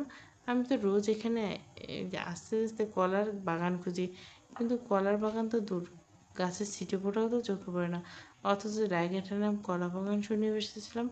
আমাদের গায়ে যেমন আম বাগানে আম পাওয়া যায়, জামতলায় জাম, এখানে কলা বাগানে কলা পাওয়া যায় না কেন?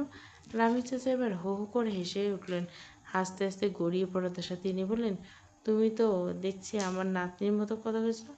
আমার নাতনি হচ্ছে আমি কলা বাগানে কাম করি, সেই থেকে খালি বায়না ধরে, না না, তুমি কলা বাগান থেকে আমাকে লইগে পাকা মেলা কলা নিয়ে এসো। গ্রাম থেকে আইসো তো মা, তাই এখন বুঝবার পারে না। প্রতিভা লজ্জিত ভঙ্গিতে হাসলো। কিছু পর প্রতিভার হঠাৎ চোখ মুখ কুচকে শুকনো ঢেক গেলো, গরম লাগছে এমন মুখোমুখি করলো। বিকেল হলো, গরমটা কমছে না চাচা, একটুখানি পানি খাবো, খুব তেষ্টা পেয়েছে, একটু ঠান্ডা পানি হলে ভালো হয়। রামির চাচা প্রতিভাকে খুব পছন্দ করেন। তাছাড়া তিনি জানেন সাজিদ এই মেয়েটির ছবি এঁকেছে। সাজিদের মতো গম্ভীর ছেলের মনে করে এই মেয়ে জায়গা করে নিয়েছে, সেটা বুঝতে রমির চাচা বাকি নেই। তিনি সেই খাস মেহমানে পানি চেয়েছে, তাকে বসিয়ে রাখা যায়? সব কাজ সেরে আগে কাজ। রমেশ চাচা কাঁধের গামছাটা দিয়ে কপাল মুছতে মুছতে সদর দরজা খুলেছিলেন, বললেন, ভেতরে এসো মা, সাজি বাবা নাই, বাইরে গেছে, তুমি বসো, আমি ঠান্ডা পানি লইয়া আসি। তয় খালি মুখে পানি দিলে গুণা হবে, লগে কিছু নাস্তা নিয়ে আসি। প্রতিভা এক চিলতে হাসি দিয়ে বলল, নাস্তার দরকার নেই চাচা। রমেশ চাচা কথা কানেই নিল না। রমেশ চাচা যে মানা শুনবে তা প্রতিভার ভালো করে জানা আছে। এতটুকু যদি টের না পায়, তাহলে কিসের প্রতিভা আছে নিজের মধ্যে? রমেশ চাচা রান্নাঘরে ব্যস্ত হয়ে পড়লেন। প্রতিভার বুকে ফু দিয়ে উঠে দাঁড়ালেন। প্রতিভা বুকের উপর হাত রেখে আলতো করে ফু দিলেন, মনে মনে বিসমিল্লাহ বললেন, তারপর রান্নাঘরের দিকে একবার আর চোখে তাকালেন। রমেশ চাচা সেখানে ব্যস্ত। প্রতিভা টোট ব্যাগ ভেতরে হাত ঢুকিয়ে আঙ্গুলে ছোট্ট একটা ডিভাইস তুলে তালুর সাহায্যে চেপে ধরল। ডিভাইসের ঠান্ডা ঠিক যেন একটা হিমশীতল রহস্য। পরপর ড্রয়িং রুমের চারপাশটা পরখ করে নিলেন। নিচতলা আর্ট স্কুলের উপরতলার চেহারা সম্পূর্ণ আলাদা, আভিজাত্য চূড়ান্ত এক প্রসারণী। পরিপাটি করে সাজানো এই বিশালাকার ঘরটিতে পা রাখতে রাজকীয় আমেজ পাওয়া গেল। দামি সেগুন কাঠের উপর সূক্ষ্ম কারুকার্য করা আসবাবপত্র, মখমলের মোলায়েম সোফা, আর মেঝেতে বিছানায় দামি ইরানি গলিচা, ঝকঝকে তকতকে সুবিশাল ডাইনিং স্পেস, দেওয়াল জুড়ে টাঙানো বড় বড় সব তৈলচিত্র, কোনটা মূর্তি রঙের খেলা, কোনটা বিষণ্ণ কোনো ল্যান্ডস্কেপ। দেখে মনে হয় চিত্রকার জীবনের সবটুকু হাহাকার করে ক্যানভাসগুলো এঁকে দিয়েছে। 3টি রুম হবে বোধহয়, ওই দুটো সাদা পর্দা হওয়া ঝুলছে, ওটা নিশ্চয় সাজিদের বেডরুম। ড্রয়িং রুমের সবচেয়ে আকর্ষণ হলো মাঝখানের একটা বিশাল স্বচ্ছ কাচের অ্যাকোয়ারিয়াম, তাতে নীল রঙের স্বচ্ছ পানি খেলা করছে, নানা রঙের দামি আর দুর্লভ প্রজাতির মাছ। অ্যাকোয়ারিয়ামের ভিতরে সাজসজ্জা রাজকীয়, সূক্ষ্ম কারুকাজ প্রবাল, ঝকঝকে পাথর আর কৃত্রিম গাছপালা। অ্যাকোয়ারিয়ামের লাইটিং এতটাই দৃষ্টিনন্দন যে তা ঘরের সৌন্দর্যকে দ্বিগুণ বাড়িয়ে তুলছে। প্রতিভা কপা বাড়িছে। ঠিক তখনই রবি চাচা রান্নাঘর থেকে বেরিয়ে আসতে আসতে বললেন, একটু বসো মা, নাস্তা রেডি করছি। প্রতিভাকে অ্যাকোয়ারিয়ামের কাছে দেখে রমি চাচার কপালে ভাঁজ খুলল। প্রতিভা চটচড়ে নিজেকে নিয়ে সামলাল, ভুল ভুলানো মায়াময় হাসি দিয়ে বলল, হলুদ রঙের মাছগুলো কি সুন্দর না চাচা, ইচ্ছে হচ্ছে ছুঁয়ে দিচ্ছি। আচ্ছা চাচা, এত সুস্বাদু মাছ কি খেতেও সুস্বাদু? রমি চাচা ফ্রিজের দরজা খুলতে খুলতে হো হো করে আসলেন। তিনি বললেন, কি কও, ওগুলো কি খাওয়ান জিনিস? ওগুলো হইল গিয়া চোহের সুন্দর লাইগা, ঘর সাজার রেখা। প্রতিভা দেওয়ালে একটা বড় পেন্টিংয়ে দেখে দেখে মৃদুস্বরে বলল, কি অদ্ভুত তাই না? এই শহরে কত মানুষ আছে যারা দুবেলা আমি জোটাতে পারে না, আর বড়লোকরা শৌখিনতার জন্য হাজার হাজার টাকা খরচ করে রঙিন মাছ আর ছবি সাজিয়ে রাখে। রবি চাচা ফ্রিজ থেকে জিলিপি বের করতে বলল, হ্যাঁ মা, কথা একদম হাসা, তবে সবাই কিন্তু এক না। সাজিদ বাবার কথা তোমারে কইছি না, এর দিলটা খুব বড়।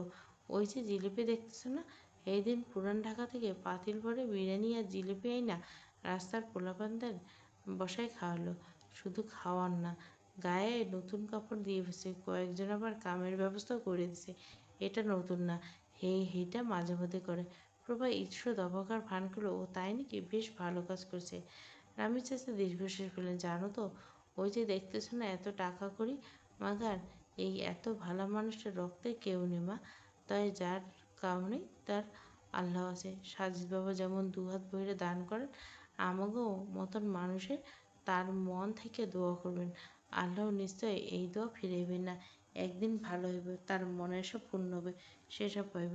প্রতিভা কপল চুপ করে রইল, তারপর শান্ত করে বলল, দান করা ভালো জিনিস চাচা, কিন্তু দানের টাকা কোত্থেকে গেছে সেটা দেখা জরুরি।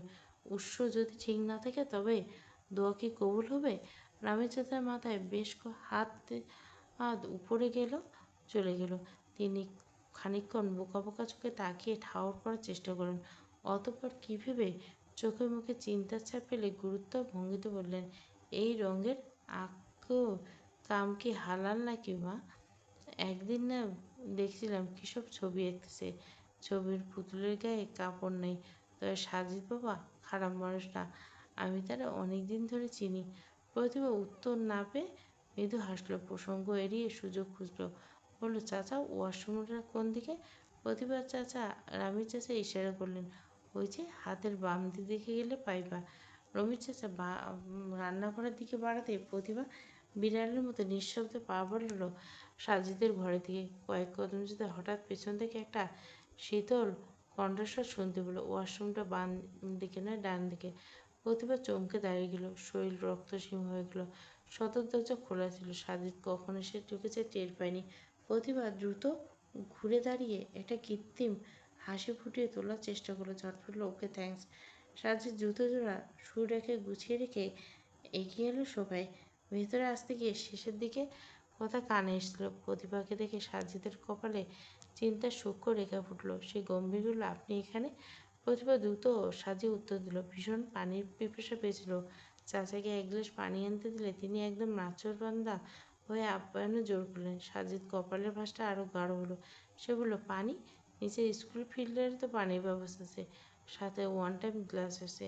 প্রতিভা বিন্দুমাত্র বিচলিত না হতে সপ্রতিভ ভঙ্গিতে বলল, আসলে এই গরমে ঠান্ডা পানি ছাড়া আমার একদম তৃষ্ণা মেটে না। নিচে তো নর্মাল পানি, তাই চাচাকে বলছিলাম এক গ্লাস একদম চিল্ড ওয়াটার দিতে। সাজিদের কপালে ভাঁজ পড়ল মুহূর্তে। যুক্তিতর্কে মানুষের মন কোনো অলৌকিক মায়ায় পড়ে। এই জগতের সব জটিলতা জল হয়ে গেল। রূপসী মায়াবিনী নারীর সামনে এসে দাঁড়ালে মানুষের বুদ্ধি সম্ভবত কাজ করা বন্ধ করে দেয়। সাজিদের অবস্থা অনেকটা সেরকম। আর হলো বলে তার দ্বিতীয় কোনো প্রশ্নের উত্তর হল না, বরং তার ভেতরে আনন্দের একটা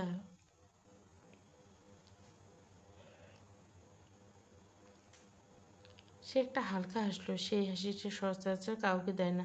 অনাকাঙ্ক্ষিত বোধে প্রতিভাকে নিজের বৈঠকখানা দিতে তার মনটা হু হু করে ফুরফুরে হয়ে গেল। সে মনে মনে বলল, জগতের সব অদ্ভুত ঘটনার পিছনে কোনো না কোনো মহজাগতিক কারণ থাকে। প্রতিভার পানির পিপাসা পাওয়াটা কি তেমনই কোনো সংকেত? সাজিদ সোফায় একটা আরাম করে বসলো। তার চোখে এখন আর সন্দেহ নেই, আছে কেবল মুগ্ধতা। মনে মনে আরো, চাচা যে আপনাকে উপরে নিয়ে এসেছেন তা একদিক দিয়ে ভালোই করছেন। আপনাকে না দেখে আজ বিকেলটাই কেমন বিষাদ লাগছিল, আপনাকে দেখে সেই বিষাদ ভাবটা এক নিমেষে কেটে গেল। প্রতিভা, মনে হচ্ছে বিকেলের কড়া চায়ে কেউ পূর্ণিমার মতো চিনি মিশিয়ে দিছে। রামের চাষা স্বল্প সময় এলাহি কাণ্ড ঘটিয়েছেন। টি টেবিলে ধোয়া ওঠা চা, কফির মগ, ধবধবে সাদা প্লেটে নাস্তা, নিখুঁত করে ভাজা কুসুম কাঁচা ডিমের পোস্ট, ফ্রিজে রাখা চিল ফলের জুস। রামের চাচা কেবল সেখানে থামেনি, বাড়ি ভরে পায়েস নিয়েছিলেন। পায়েস অবশ্য ফ্রিজে ছিল, সাথে আছে সেই বিখ্যাত জিলিপি। সাজিদ বসে সে সিঙ্গেল সোফায়, আর তার বসার ভঙ্গি বেশ আয়েসি। প্রতিভা বসেছেন উল্টো দিকে, 3 আসন বিশিষ্ট সোফায়। সাজিদ কফির কাপে একটা দীর্ঘ চুমুক দিয়ে মুগ্ধ চোখে প্রতিভাকে দেখলেন, তারপর মৃদু গলে বললেন, আপনি কি একটু বসবেন প্রতিভা, নাকি তৃষ্ণা মিটে গেছে বলে এখন বিদায় হবেন? প্রতিভা পানির গ্লাসটা নামিয়ে রাখলো, গ্লাসের গায়ে জমে থাকা হিমশীতল বিন্দুগুলো তার আঙ্গুলের ডগায় এসে লেগেছে। সে মৃদু হেসে বলল, বসি, আজকে তেমন তাড়া নেই। আর রামের চাচার এই রাজকীয় আয়োজন ফেলে যাওয়ার মতো অনেকটা পাপের কাজ হবে। পরকালে হয়তো খাবারের অপচয় নিয়ে জেরা করা হবে। সাজিদ খুশি হলো, তার চোখের তারায় এক ধরনের আনন্দ চিকচিক হলো। সে বলল, আপনি কি জানেন প্রতিভা, মানুষের জীবনের সবচেয়ে সুন্দর মুহূর্তগুলো কোনো প্ল্যান করে আসে না, সেগুলো আসে একদম হুট করে, একটা বিনা মেঘের মতো। এই ধরুন আপনার পানি পিপাসা পাওয়ার ব্যাপারটা, তৃষ্ণাটা ছিল আপনার গলায়, কিন্তু সুশীতল ফলটা ভোগ করছে এমন কি চমৎকার না? প্রতিভা উত্তর দিল না। সে চামচ দিয়ে পাস্তা নাড়তেছিল। তার মনোযোগ এখন পাস্তার মশলায় নাকি অন্য কিছুতে তা বোঝা দুষ্কার। সাজিদ হঠাৎ গলায় কৌতূহলী প্রশ্ন শুরু হলো, আপনি জিজ্ঞাসা করলেন না আপনার তৃষ্ণার সাথে আমার লাভের খেয়েছে? প্রতিভা শান্ত চোখে সাজিদের দিকে তাকালো। জিজ্ঞাসা করার প্রয়োজন বোধ করছি না, কারণ লাভের অঙ্কটা খুব সহজ। একজনের তৃষ্ণা মেটাতে গিয়ে আপনি একজন শ্রোতা পেয়ে গেছেন। সাজিদ প্রত্যুত্তরে হাসলো, কয়েক মুহূর্ত চুপ থেকে বলল, রামের চাচা হাতের পায়েসটা খেয়ে দেখুন প্রতিভা, এই লোকের রান্নায় কোনো রহস্য মায়া আছে। একবার খেলে আজীবন মুখে লেগে থাকবে। বাড়িয়ে বলছি না, যেটা যাচাই করতে একটু টেস্ট করে দেখুন না। প্রতিভা এক চামচ তুলে নিল, স্বাদ তৃপ্তির ভঙ্গি তুলল, ওয়াও, খুব টেস্টি। সাজিদ হাসলো, তারপর আশঙ্কা প্রসঙ্গ বদলে জিজ্ঞাসা করে উঠল, আপনি কি কখনো প্রেমে পড়েছেন প্রতিভা? প্রতিভা ভুরু কুঁচকাল। সাজিদের চোখের গম্ভীরতা, প্রতিভার মনে হলো কিছু মানুষ আছে বসতে দিলে শুতে চায়। সাজিদ বেটা সেই দলেরই একজন। একটু ভালো করে কথা বলে আবার প্রেম নিবেদন না করে এক গ্লাস পানি খেতে এসে কি শেষমেশ প্রেমের মরাগঙ্গে পা ডুবিয়ে দিল। প্রতিভা সরাসরি উত্তরে রসকসিন করল, না, আমি প্রেমের চেয়ে বিজ্ঞানে বেশি বিশ্বাসী।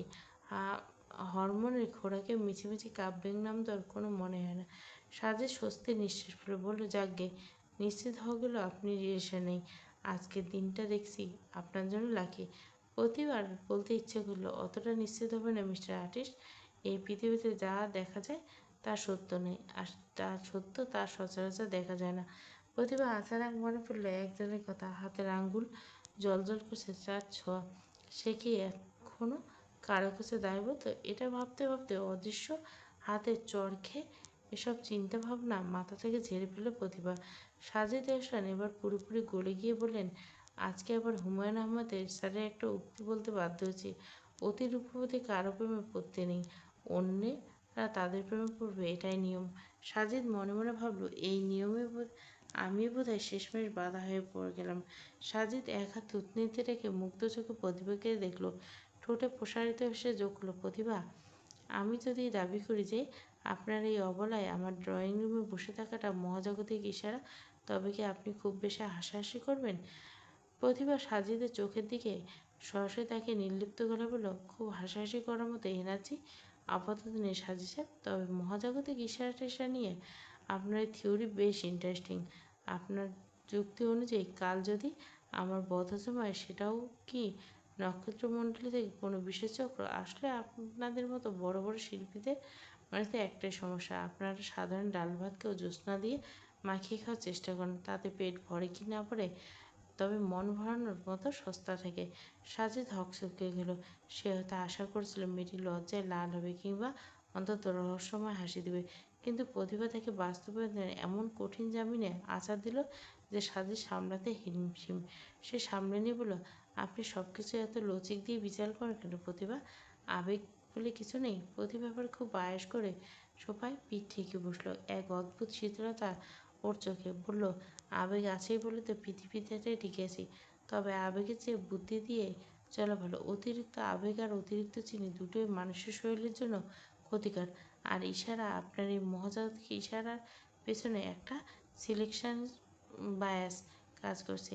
আপনি আমাকে এখানে দেখতে এসেছেন বলে দেখার বিষয়টা স্পেশাল হচ্ছে।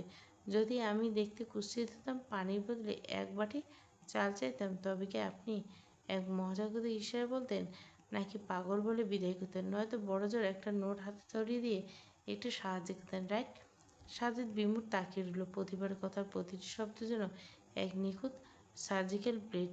সে কোনো উত্তর দেওয়ার আগে প্রতিভা পায়েসের শেষ চামচটা মুখে পুরে দিল। তৃপ্তি একটা শব্দ দিল, পায়েসটাও দুর্দান্ত। রাম্মি চাচা, আমার পক্ষ থেকে একটা ধন্যবাদ। মহাজাগতিক ইশারা সত্যি কিনা জানি না, তবে এই পায়েসটা সত্যিই টেস্টি হয়েছে, তাতে কোনো সন্দেহ নেই। সাজিদ হাসান মনে মনে বেশ দমে গেলেন। এই মেয়ের মন ঠাউর করা হিমালয় জয়ের চেয়েও কঠিন কাজ। অন্য কোনো মেয়ে হলে এতক্ষণে আইসক্রিমের মতো গলে পড়তো, নয়তো লজ্জায় আড়ষ্ট হয়ে মাটির নিচে থাকতো। কিন্তু এই মেয়ে আলাদা উপাদানের। এর মাথায় কী ঘুরছে তা বোধহয় স্বয়ং সৃষ্টিকর্তা, আর সে ছাড়া কেউ জানে না। সাজিদ হতাশ শ্বাস পেল। ঠিক তখনই প্রতিভা ঠোঁট বাগের ভিতর ভোঁ ভোঁ করে কেঁপে উঠল। প্রতিভা ফোনটা হাতে নিতেই মুখে বড় হাসি, অকৃত্রিম হাসি। স্ক্রিনে বড় বড় অক্ষরে মা। সাজিদের দিকে তাকিয়ে ছোট করে বলল, একটু আসছি। সাজিদ মাথা নেড়ে সায় দিল, শিওর। ওপাশের পর্দাটা একটু সরিয়ে রাখুন, বড় ব্যালকনি এসে কথা বলে আরাম পাবেন। প্রতিভা ধীর পায়ে ব্যালকনিতে এসে বিরাজ, তবে দামি ফুলের গাছ। সে ফোন কানে তুলে, মা। ওপাশ থেকে অভিমান আর অভিযোগের জোয়ার ঢেউ আসছে বলে। প্রতিভা শান্ত হলো, হ্যাঁ মা, খেয়েছি, সময় মতো খাই তো। তুমি অহেতুক চিন্তা করো, তোমার মেয়ে কি অতই কাঁচা, না খেয়ে শুকিয়ে যাবে?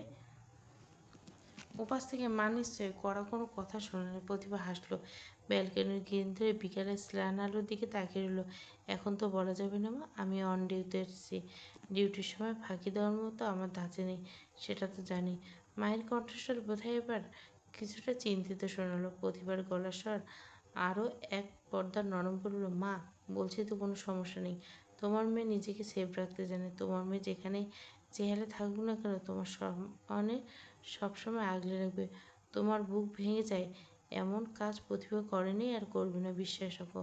ওপাশ থেকে দীর্ঘ আলাপ। মা সম্ভবত মেয়ের বাড়ি ফেরার দিনক্ষণ চাইছে। প্রতিভা একটা দীর্ঘশ্বাস রাখলো।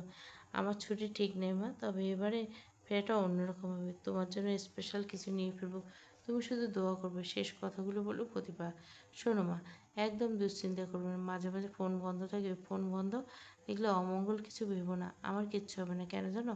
কারণ আমার সাথে তোমার দোয়া আছে। আর আমি জানি মায়ের যখন জায়নামাজে বসে হাত তোলে, সেই তো আল্লাহ তাআলা কখনো খালি হাতে ফেরে না। রাখি মা। প্রতিভা ফোনটা ব্যাগে ঢুকিয়ে উঠে দাঁড়ালো। সাজিদ কিছুটা বিচলিত গলা বলল, আর যাচ্ছেন কোথায়? তেমন তো কিছুই খেলেন না, রামির চাচা কষ্ট পাবেন। খাবারগুলো শেষ করুন। প্রতিভা ঠোঁটের কোণে হাসি ঝুলে বলল, তার মানে একগাদা খাবার দিয়ে আমাকে আটকে রাখতে চেয়েছেন? এ কি রীতিমতো ষড়যন্ত্র? সাজিদ অপরাধীর মতো হাসলো। তাই করা যেত, তবে আমি অবশ্যই ষড়যন্ত্র করতাম। প্রতিভা হাসলো। সাজিদ খুব সাবধান হলো, বাড়িতে বাড়ি থেকে বুঝি খুব তাড়া দিচ্ছে? প্রতিভা লোকটা চতুরতা ধরতে বলল। আড়ালে কথা বলে সাজিদের মনে নিশ্চয়ই কোনো সিন্ধুদের দানা বাজছে। সে কোনো ভনিতে বলল, হ্যাঁ, আমার মা ফোন দিয়েছে। ও, কিছু মনে না করলে একটা ব্যক্তিগত প্রশ্ন করি।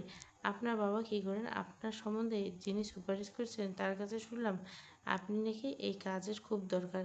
আর তখন আসল আগ্রহটা জানেনি, বাট অবিশ্বাস হলো সত্যি। এখন আপনাকে জানার আগ্রহ যাচ্ছে। প্রতিভা চোখ মুখ নিমেষে শক্ত হয়ে গেল। হেমন্তের বিকেলে রোদ হুট করে পড়ে যাওয়ার মতো মুখটা ছায়া ঢেকে গেল। প্রশ্নটা অলরেডি আপনি করেই ফেলেছেন সাজি সাহেব। এখন আর আমার কিছু মনে না করার খুব একটা যায় আসে না। আমার বাবা নেই। সাজিদ দ্রুত সংহত বক্সটা, আই এম ভেরি সরি, আপনাকে হার্ট করে ফেললাম। বাবা মা হারানোর ব্যথায় আমি জানি। আমি শুনেছি মেয়েরা নাকি বাবার খুব অন্তর্ভুক্ত হয়। সেক্ষেত্রে প্রতিভা সাজিদকে শেষ করে দিল, বলল, অধিকাংশ মেয়ে হয়, কিন্তু আমি ব্যতিক্রম। I hate my biological father. আমি ঘৃণা করি। সাজিদ কিঞ্চিত চমকালো, যেন সাজানো ড্রয়িং রুমে হঠাৎ কোনো ফুলদানি আচার খেয়ে বলল। প্রতিভা ছোট করে শ্বাস ফেলে নিয়ে নিজেকে দ্রুত সামলে নিল। সাজিদ অবাক হয়ে দেখে সে জোর করে হাসার চেষ্টা করল। প্লিজ, এই নিয়ে আর প্রশ্ন না করলেই খুশি হব। আমি আমার পার্সোনাল ব্যাপারগুলো শেয়ার করতে কমফোর্ট ফিল করি না। Thanks your curiosity.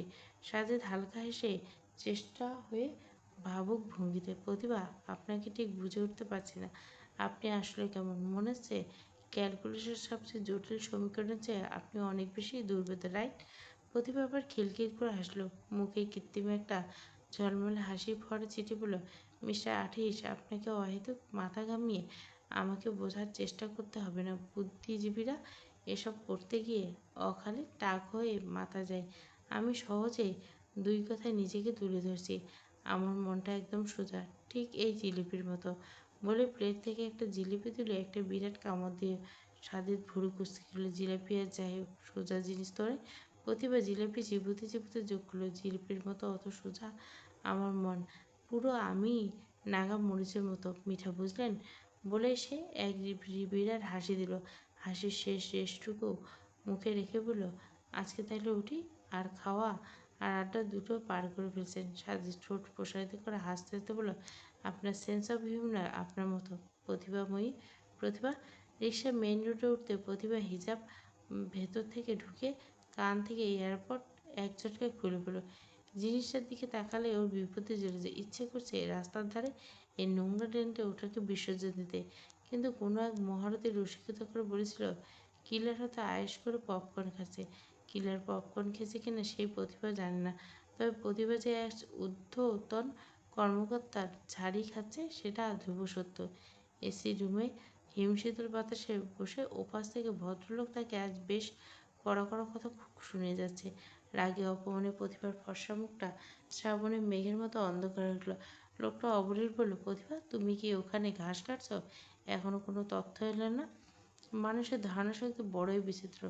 কেউ কেউ ভাবে গোয়েন্দাগিরি বুঝি ডাল ভাতের মতো সহজ ব্যাপার, অথচ এক মুহূর্তে সময় পেলে আজ কেল্লাফতে হয়েছিল যখন কোনোভাবে ধরা পড়তো। তবে ওই এসির রুমে বসে লেকচার দেওয়া কর্তাবাবু বুঝতেন কত ধানে কত চাল। ঠেলা সামলাও তখন কারো সাধ্য ছিল না। সপ্তাহখানেক। সময়টা প্রায় 8টা। প্রতিভা রান্নাঘরে বাতাসিকে সাহায্য করছে, সবজি কাটছে একাগ্র মনে, আর প্রতিভা আটা মাখছে। রুটির বেলায় দায়িত্ব পড়ছে সুফিয়া বেগমের। তিনি এখন নিজের ঘরে নিয়ম করে ওষুধ গিলছেন। শরীরটা তার ওষুধের জোরে কোনো মতে টিকে আছে। জয়নাবারের সপ্তাহখানেক হলো নিজের বাড়ি গেছেন। তিনি না থাকে বাড়িটা এখন হিমঘরের মতো ঠান্ডা। প্রতিভা এখন যখন তখন বাইরে যেতে পারে, কেউ বিশেষ মাথা ঘামায় না। ঘামানোর লোককেই বাগয়। রাবেয়া সকালে বেরোন, ফেরেন সেই সন্ধ্যাবেলা। রেহেনুমা অত দিকে নজর দেয় না, তাকে ভাজুক ভুজুক বুঝতে চায়। প্রতিবার কেবল মনে হয় বুড়ি দুই মেয়ে চেয়ে আসল ব্রিটিশ হলো বুড়ি নিজে। বয়স হলো চোখ এড়ায় না। নীরা বলেছিল, নানু আসলে নিজের বাড়ির ছেলে বউদের সঙ্গে পেরে ওঠে না, তো তাই এখানে জাঁকিয়ে বসে। বক বক করা মানুষ তো আর সবাই সহ্য করতে পারে না। দেখতে কোনো মতে সপ্তাহ পার হতে না হতে আর বসবে। প্রতিজ্ঞা যান্ত্রিকের মতো আটালেচি করছে, আর মাথায় ঘুরছে অন্য চিন্তা। অফিসিয়াল কাজে চাপ আছে, তার উপর খবর আছে এই সপ্তাহে নাকি মেজর আসবে। মেজর আসবে মানে বিয়ের সানাই বাজবে। প্রতিভা মনে মনে চিৎকার করে উঠল, না, অসম্ভব। বুকের ভেতরটা কেমন যেন ধক করে উঠল। প্রভা ছোট করে থেকে জেনে এসেছে এই হুট করে আসল কথা বললে বিশ্বাস করবে না, আর একজন বিশ্বাসযোগ্য লোকের বিরুদ্ধে কিছু বলতে গেলে অকাট্য প্রমাণ জরুরি। সত্য ফাঁস করার উপযুক্ত সময় ওই অকাট্য প্রমাণ দরকার, আর যার জন্য এখন প্রতিভার হাতে নেই। ওর মনে হয় আরও সময় দরকার। এর মধ্যে কিছু একটা সবটা সামলে রাখতে হবে। প্রতিভা গভীর ভাবনায় মগ্ন। ঠিক তখনই কলিং বেলটা বেজে উঠল। বাতাসে গেলা বাটি থেকে হাত নাচিকে হাঁক চাইলেন, মাইজি দেখেন তো কে এলো আবার। প্রতিভা ঘোরের মানুষের মতো আটা মাখতে গালের উপর ঝুলে থাকা চুলগুলো কানের পিঠে গুঁজে দিল দরজা দিকে। দরজা খুলতে ওর হার্টবিট এক মুহূর্তের জন্য থেমে গেল। ভূত দেখলে মানুষ বোধহয় এতটা চমকায় না। নাজিবকে দেখে চমকালো। প্রতিভা জানে তার তো আসার কথা এক সপ্তাহ শেষে। নাজিবের পরনে সাদা শার্ট আর কালো প্যান্ট, পরিপাটি করে ইন করা। বাম হাতে একটা ট্রলি ব্যাগ ধরে দাঁড়িয়েছে। সে কিছুক্ষণ তাকিয়ে থেকে মৃদু হেসে বলল, কী হলো, পথ আটকে দাঁড়িয়ে থাকবেন নাকি? ভেতরে ঢুকতে দেখেন প্রতিভা হকচকে দ্রুত সত্যি ব্যস্ত হলো। তারপর তুলতেই বলল, সরি, আসুন। নাজিবের ভেতরে পা বাড়াতে গিয়ে থমকে গেল। দু পা পিছিয়ে এসে প্রতিভার সামনে দাঁড়ালো। প্রতিভার হৃৎপিণ্ড ড্রাম বাড়ানো শুরু হয়েছে। কিছু বোঝার উঠে গেলে নাজিব হাত বাড়ালো প্রতিভার ওড়নার আঁচলে। প্রতিভা আঁতকে উঠতে নাজিব নির্লিপ্ত মুখে মুচকে এসে ওর গালের একপাশে লেগে থাকা শুকনো আটাটুকু মুছে দিল। কোমল গলা বলল, কাজের প্রবন্ধ গালে মেখে রেখেছেন প্রতিভা? প্রতিভা লজ্জায় ঘুরে গেল। ঠিক লজ্জা নয়, নাজিবের এমন হুট করে কাছে এসে কেমন যেন বিমূঢ় হয়ে গেছিল। ঠিক সেই মুহূর্তে সিঁড়ি দিয়ে নামছিল রেমুরা। দৃশ্যটা তার বুকের ভেতরে আনন্দের কর্পূরের মতো উড়ে গেল। ছেলেকে দেখে খুশি হয়ে চিৎকার করতে যাচ্ছিলেন, কিন্তু থমকে গেলেন। এতদিন প্রতিভার কথা তেমন বিশ্বাস করেন না, তো খুব একটা পাত্তা দিচ্ছেন, কিন্তু আজ নিজের চোখে যা দেখলেন তাতে তার মাথায় একটাই চিন্তা ঘুরপাক খেতে লাগলো, আমার একমাত্র ছেলে, যেই ছেলে কিনা বিয়ের আগে একেবারে বউ পাগল হয়ে গেছে। আল্লাহ। কৃষ্ণপক্ষের ছায়া, পর্ব 4। সবাই বলতেছ সাজের মায়া, কৃষ্ণপক্ষের ছায়া আর কলঙ্কের কারুকাজ, এই তিনটে গল্প কন্টিনিউ করতে। তো কৃষ্ণপক্ষের কারুকাজটা আমি কন্টিনিউ দিয়ে শেষ করে দিই। আর স্বাধীন মায়ের শেষের পথে রাইটার দিলে দিয়ে দেবো, নো চিন্তা।